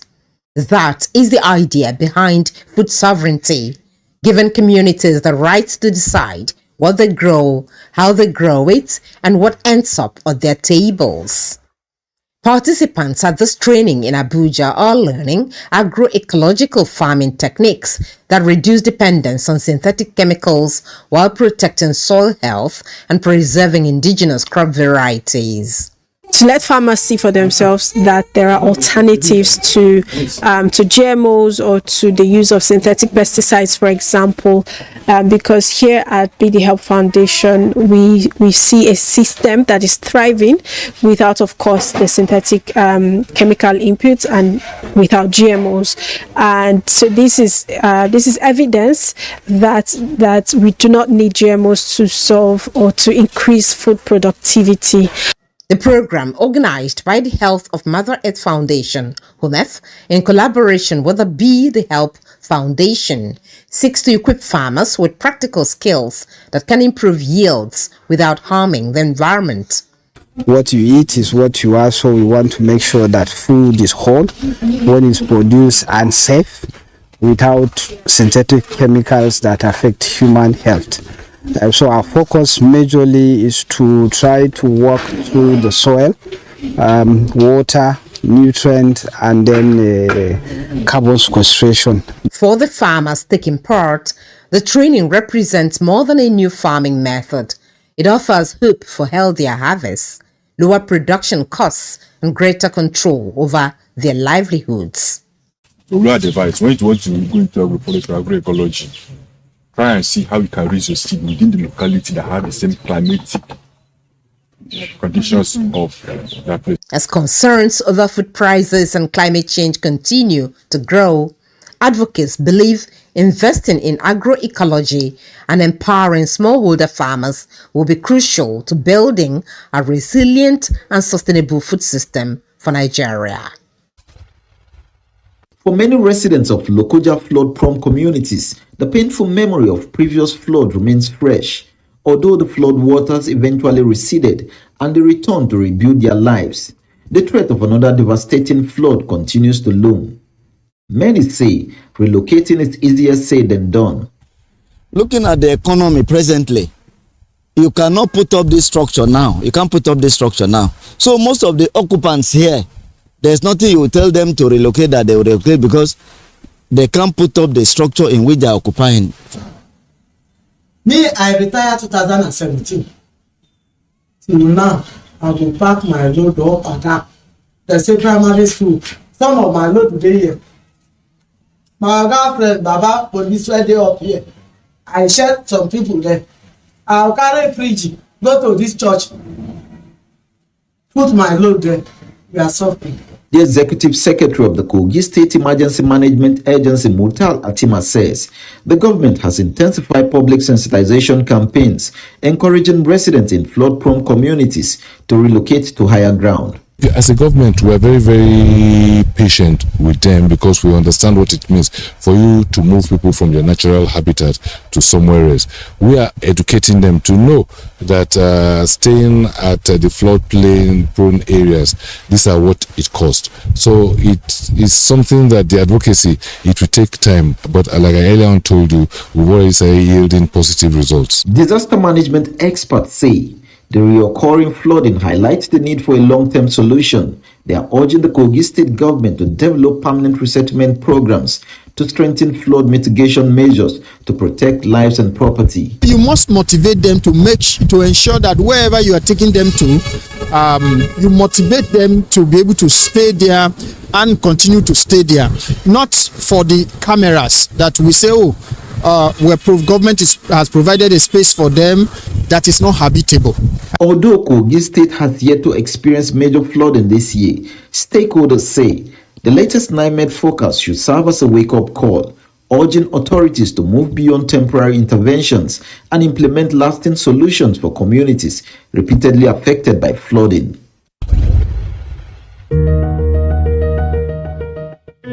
We believe in peaceful coexistence with each other and with our environment. We believe that it is wrong to destroy our biodiversity, which is God's gift to us. We all depend on the beautiful animals and plants that keep our planet alive. And it is morally wrong to drive our wildlife to extinction or destroy protected forest. So please help protect our health and our environment. Report wildlife crime and say no to illegal bushmeats. Keep them wild and keep us safe. And keep us safe.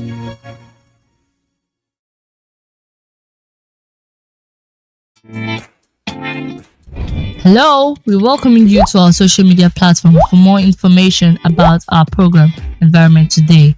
On Facebook, you can reach us on Environment Today. On YouTube, subscribe, like, and share every of our episodes on Environment Today. Instagram, it is Environment Today. On Twitter, /Environment Today. And on WhatsApp, you can reach us on +234 8033 356 388. Catch up and do interact with us, and don't miss any of our environmental issues. Like, subscribe, and share. Thank you.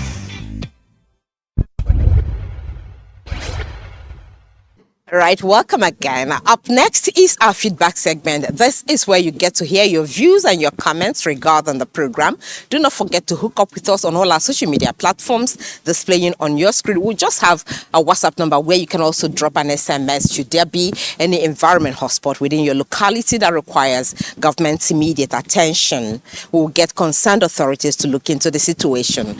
After that, we will be bringing you environment quotes for this week.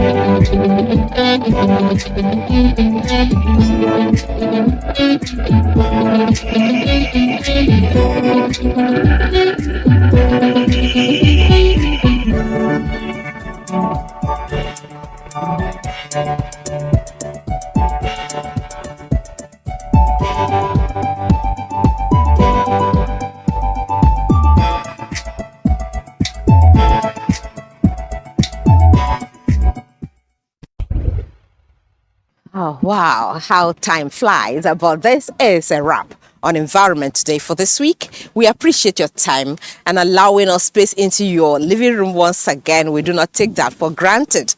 Environment Today returns same time next week on the same station when we bring you a fresh package. But until then, please remember that environment is life. So do your bit, we will do ours from this end so we can all preserve it. From everyone on the Environment Today crew, we wish you the very best. Bye for now. My name is Nkoli Omaudu.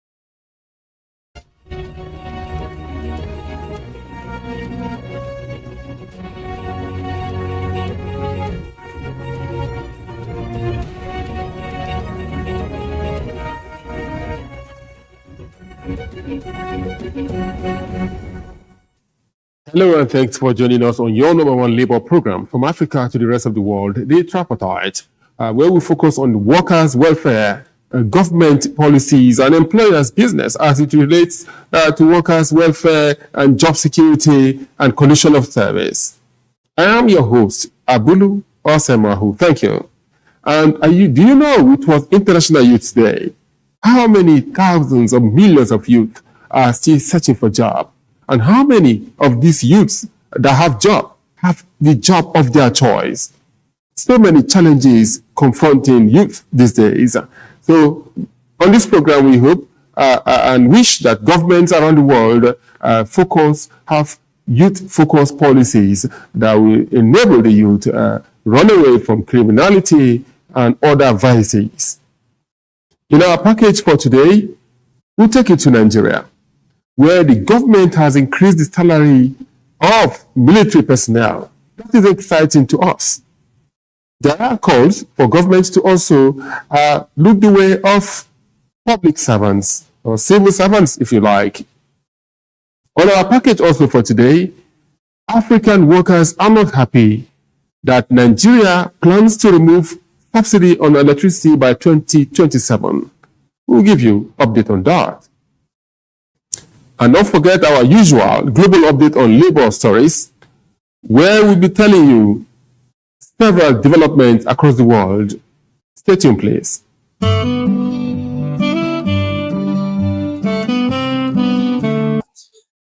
Hello, my name is Omar Farouk Osman. I am the president of the Federation of African Journalists, but also I happen to be the general secretary of the Federation of Somali Trade Unions. I have had an interview with a tripartite television, AIT. Please watch out, the tripartite television, Africa Independent Television. Tripartite string, we can conquer it all. Did you know it's possible to gain much more than just an education at a university? Veritas University, education is not just about earning a living. It's about personal transformation. It's about discovering purpose. It's about defining destiny. That's why we operate a fully residential system set in a serene environment with world-class ICT facilities, a hands-on skills booth program, medicine, law, and an award-winning software engineering department, a vibrant debating culture, and modern sporting facilities. We blend character and academic excellence to raise the leaders of tomorrow. We are the first and only Nigerian university to win the African Telecommunication Union Innovation Challenge, the only Nigerian university to win the Commonwealth and Pan-African Universities Debating Championships, and the first African university to reach the finals of the World Universities Debating Championship, standing alongside Harvard and Oxford. At Veritas University, we don't just produce graduates, we produce leaders who shape the future of their generation. Veritas University, seeking the truth. In the heart of the hustle, we find our way. My name is Dr. Michael Ndokanhejazia Ihekwaba, and I am a Nigerian from Abia State, Isukwato precisely. I am here in the state of Qatar the last 15 years, and I occupy the position of the president of Nigerians in Diaspora Organization Qatar branch. And as well, I am the community advisor with the Ministry of Labor in the state of Qatar. Thank you very much, and keep watching Tripartite TV on AIT. Tripartite string, we can conquer it all. Thanks and welcome back. Now let's quickly take you to Nairobi, Kenya, where we had an interaction with the General Secretary of the International Trade Union Confederation, that is the umbrella body for all trade unions in Africa, telling us about his worries over plans by the Nigerian government to remove subsidy on electricity by 2027. He also reacted to the plans by African Development Bank and World Bank to provide electricity to 300 million people.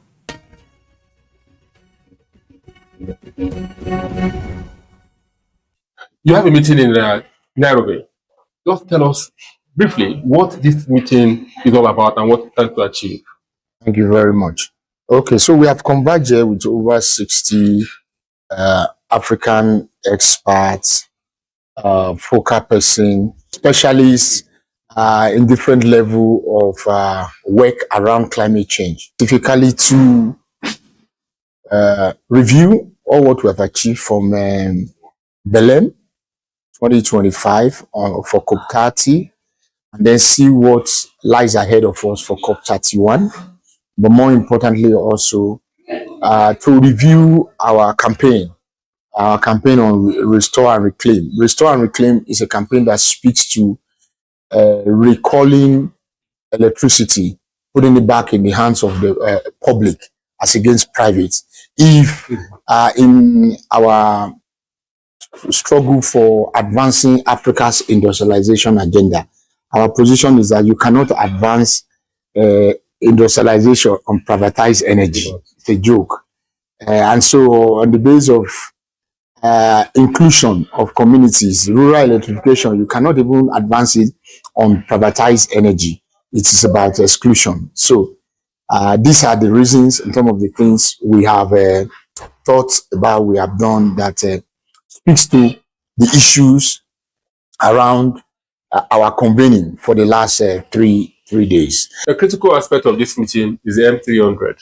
You had a strong statement before this meeting in conjunction with PSI Industrial Hall. Has this meeting given you a leeway on how to address your concerns? Mission 300 is essentially about the World Bank, African Development Bank and other partners initiative to say we want to solve Africa's energy poverty.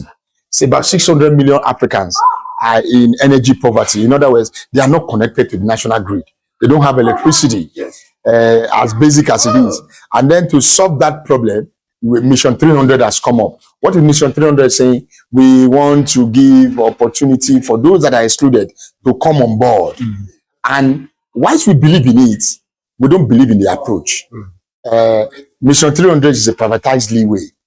And we are saying that a privatized effort cannot give people electricity. It is not possible, especially those that are in rural area. Let me use the example of Nigeria. They are privatized. Do you have electricity?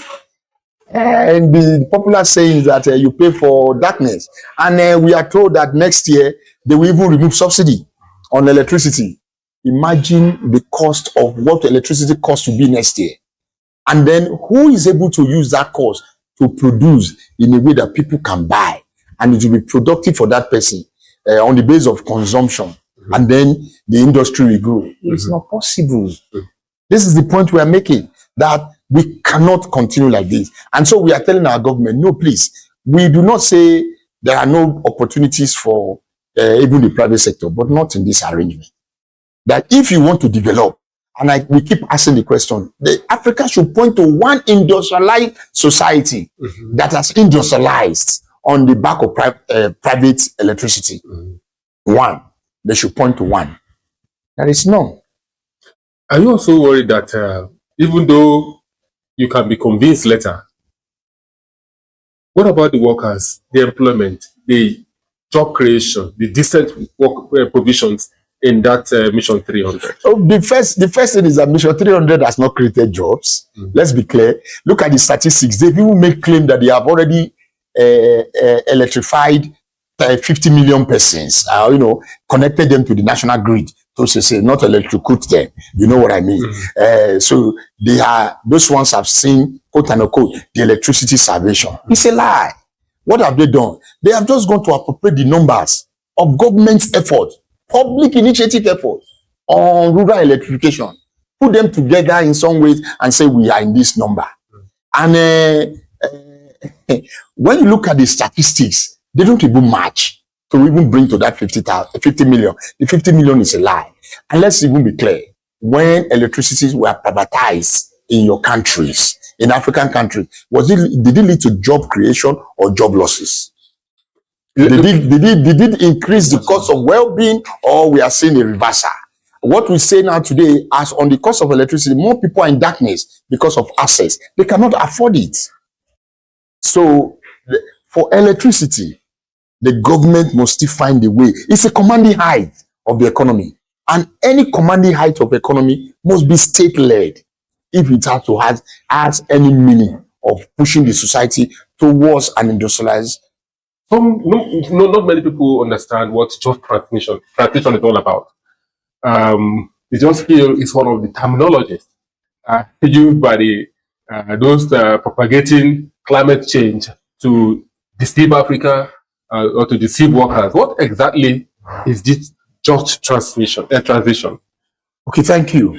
On just transition, first is to say that there are different kinds of transitions. And you can say for all this kind of transition, they should be just. Maybe the right, whilst I understand your question, maybe the way we should also put it is a just climate change transition. It's a just energy transition, where people say we're moving away from fossil fuel to green energy so that we can preserve the environment. This is what it means. But when I say there are different kinds of transition, is that you're also transiting from the informal to the formal economy. You are transiting from an analog way of operating to a digitalized way of operating. You are transiting also in terms of society urbanization renewal, where from slum or from old way of it, you are transiting to a new a city development. So there are different kinds of transition. And then, of course, there are also political transitions, where, of course, you talk about the interplay of electoral contest and engagement to bring to back power. But within your question, we are talking about just energy transition.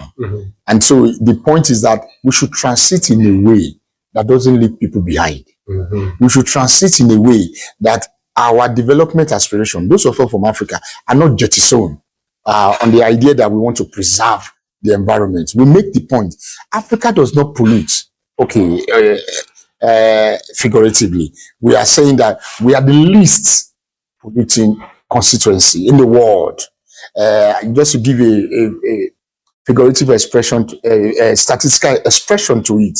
Number one, the city of Texas pollutes twice the entire African continent.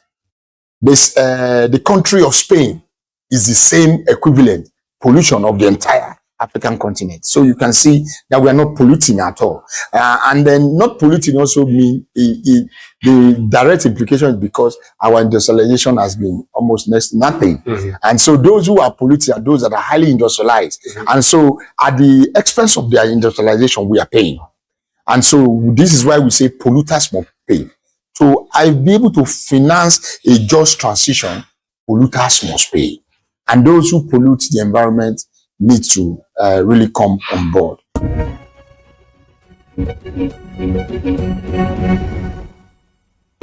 In the heart of the hustle, we find our way. My name is Dr. Omar Farah. I'm a Kenyan community leader, chairperson to be precise. I have been in Qatar for the last 21 years.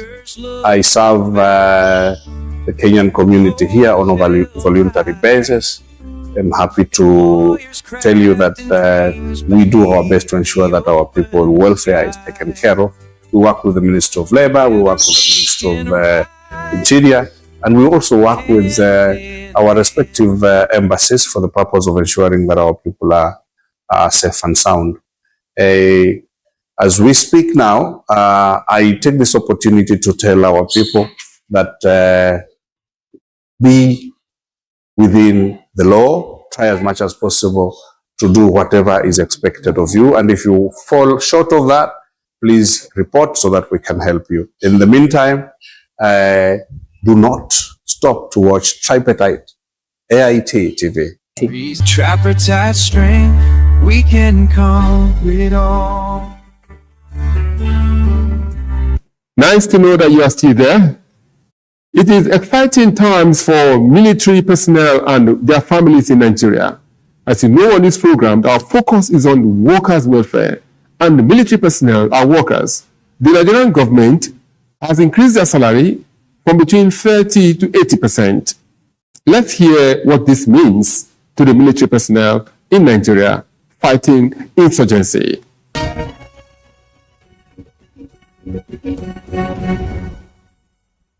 Actually, it is indeed long overdue, and I think before now the salary of the military personnel was a private soldier was in around 49,000 naira, but it was increased to about 100,000 naira, which is still very, very inadequate, very insufficient, especially with the economic realities we find ourselves in Nigeria. So this recent increment, for me, is a positive step. It is not the end of the reform that we are expecting and we are anticipating in our military. It should be seen as the beginning of such reform that we expect to see in the military of our country. Soldiers who spend a lot of months away from families, always exposed to very, very challenging environment and risks. Many a times they have to pay the ultimate sacrifice. They should be seen to be well appreciated by the government of the country they served and as well as the people. I think other reforms have to do with, family support, has to do with training, has to do with mental care for those who have served, has to do with medical care for those who sustain injuries in combat, prompt medical care. Because a combat environment is a very, very a dynamic environment whereby you cannot know what will happen in the next minute. Also, when soldiers are injured, are they being, are they getting the appropriate medical attention deserves of them? If they need to be flown out of the country to receive adequate medical care. So logistics is also part of it. Equipment, technology. The Nigerian military is actually, making giant stride in terms of, technology. There is a considerable investment on drone warfare, and we can see the tremendous successes that the military is recording in Sambisa Forest and Lake Chad region. This borders on technology. So, like I said, other reforms has to do with improved equipment. Because I've said it periodically that a well-paid soldier, a highly paid soldier that is operating with obsolete equipment is still at disadvantage. So modern warfare requires more than just increment in pay and salary.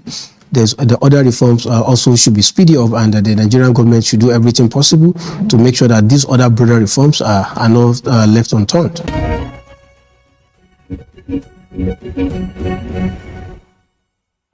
We wish to also commend what has happened to the military by their salary being increased between 50 to 80%. We think is the right step in the right direction by government, so moto, increasing the salary of the military officers. Because these are the people that when we are sleeping, they are there at the forefront to ensure that Nigeria remain a going concern. So we appreciate the President of the Federal Republic of Nigeria for doing that. But we should not just stop with the military. You've done it to the military, it's quite good. But you should extend it to the entire Nigerian workforce. Because the best way of fighting the war is not just gun alone, it's also taking care of some of the economic needs. So we call on government that while we thank you for increasing the salaries of the military, we also call on you to extend it to every Nigerian workers, most especially those that are working for government. Solidarity forever. And as federal government is doing that, the state government should also do the same thing in the state, and the local government should also do the same thing at the third tier of government. The only people that devaluation hurt is actually the workers. Because every other item reflects the Naira component. As we've said oftentimes, the phone that we use today, if the value of that phone is $100, when you devalue Naira, it's simply to multiply $100 by the Naira value. Today, the value of everything reflects the valuation. most especially if they are imported goods. But one of those things that never reflect the valuation is the earnings of the Nigerian workers. Because when you look at it, even if the naira was devalued up to about 300%, or the effect of the devaluation was about 300%, but if you look at the effect on Nigerian workers, how many of the sectors were we able to even record a 50% increment in salary? Even government did not even do that. Whereas the minimum wage that was negotiated was about 133% increment. But the consequential adjustment that was done by almost all tier of government was really abysmal. That in some places, they were just adding the 40 naira difference between 70 naira and 70,000 naira and 30,000 naira. That 40,000 naira difference was just added across board. And that did not reflect the reality of today, or even the reality of 2024 when that minimum wage was negotiated.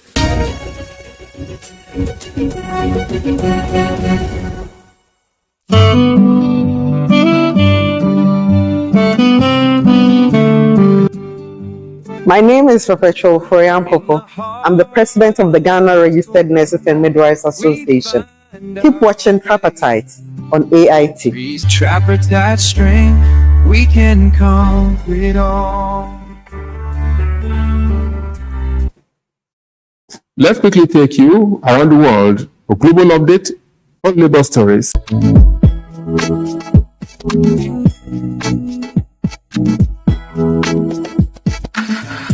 In Italy, there are almost 4 young people out of work for every adult aged 25 and over out of work, according to an International Labour Organization (ILO) report on global youth employment trends, which confirms a continued disadvantage for young people despite improved access to employment.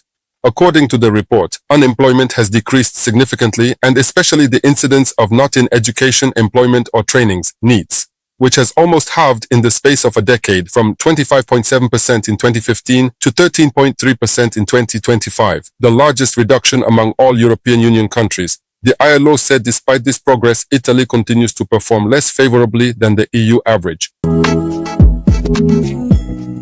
The Nigerian federal government has reaffirmed its commitment to strengthening collaboration with the organized private sector to promote decent work, enhance productivity, protect workers' welfare, and sustain industrial harmony.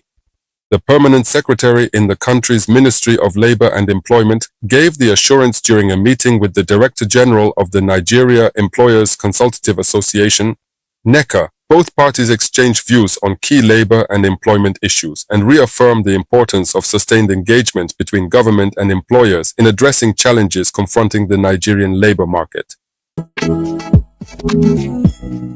Fresh concerns have emerged over the safety of young Nigerians seeking opportunities abroad following reports that some may have been recruited to Russia under the Alabuga Start program with promises of education and employment, only to face alleged exploitation, unsafe working conditions, and involvement in military drone production. The development has prompted ActionAid Nigeria to call for an urgent investigation by the Nigerian government.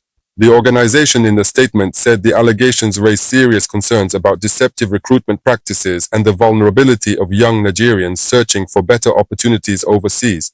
It also called for a thorough investigation into reported links between a recruiter associated with the program and online child sexual abuse material. The statement further cited the organization's extensive work with returning migrants and survivors of trafficking, says many victims return home traumatized, indebted, and without sustainable livelihoods. It noted that poverty, unemployment, and limited economic opportunities continue to make young Nigerians vulnerable to trafficking and exploitation. President Mr. Bola Tinubu has approved salary increases ranging from 30 to 80% for personnel of the Nigerian Armed Forces. About 250,000 officers and personnel are expected to benefit from the new salary structure, which takes effect from September 1st, 2026. According to a statement issued by the Special Advisor to the President on Information and Strategy, Bayo Onanuga, officers above the rank of colonel, including brigadier generals, major generals, lieutenant generals, and generals, will receive a 30% salary increase. while personnel from the rank of colonel down to warrant officer will get a 50% increase, just as those from private to staff sergeant will enjoy an 80% increase.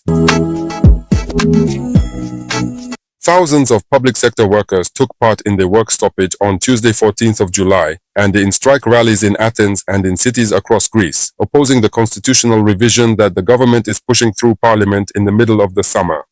Thousands of public employees made it clear that the New Democracy government and the opposition parties supporting its agenda will come up against a wall in their attempt to secure constitutional approval for reactionary changes such as fiscal cuts on wages and public spending, the abolition of permanent employment status, the linking of so-called evaluation with dismissals, and other measures that directly target the lives of public sector workers and the people as a whole. The public sector workers were joined by the students who demonstrated through their student associations against the further privatization of education through the revision of Article 16. They are fighting against a policy that treats educational needs as a cost and are struggling for degrees with real value and for jobs with rights. In the coming period, we will step up our efforts to ensure the success of the major trade union rally on 5 September at the Thessaloniki International Fair. Workers will not remain spectators to the new sacrifices being prepared for us in the name of their wars and profits.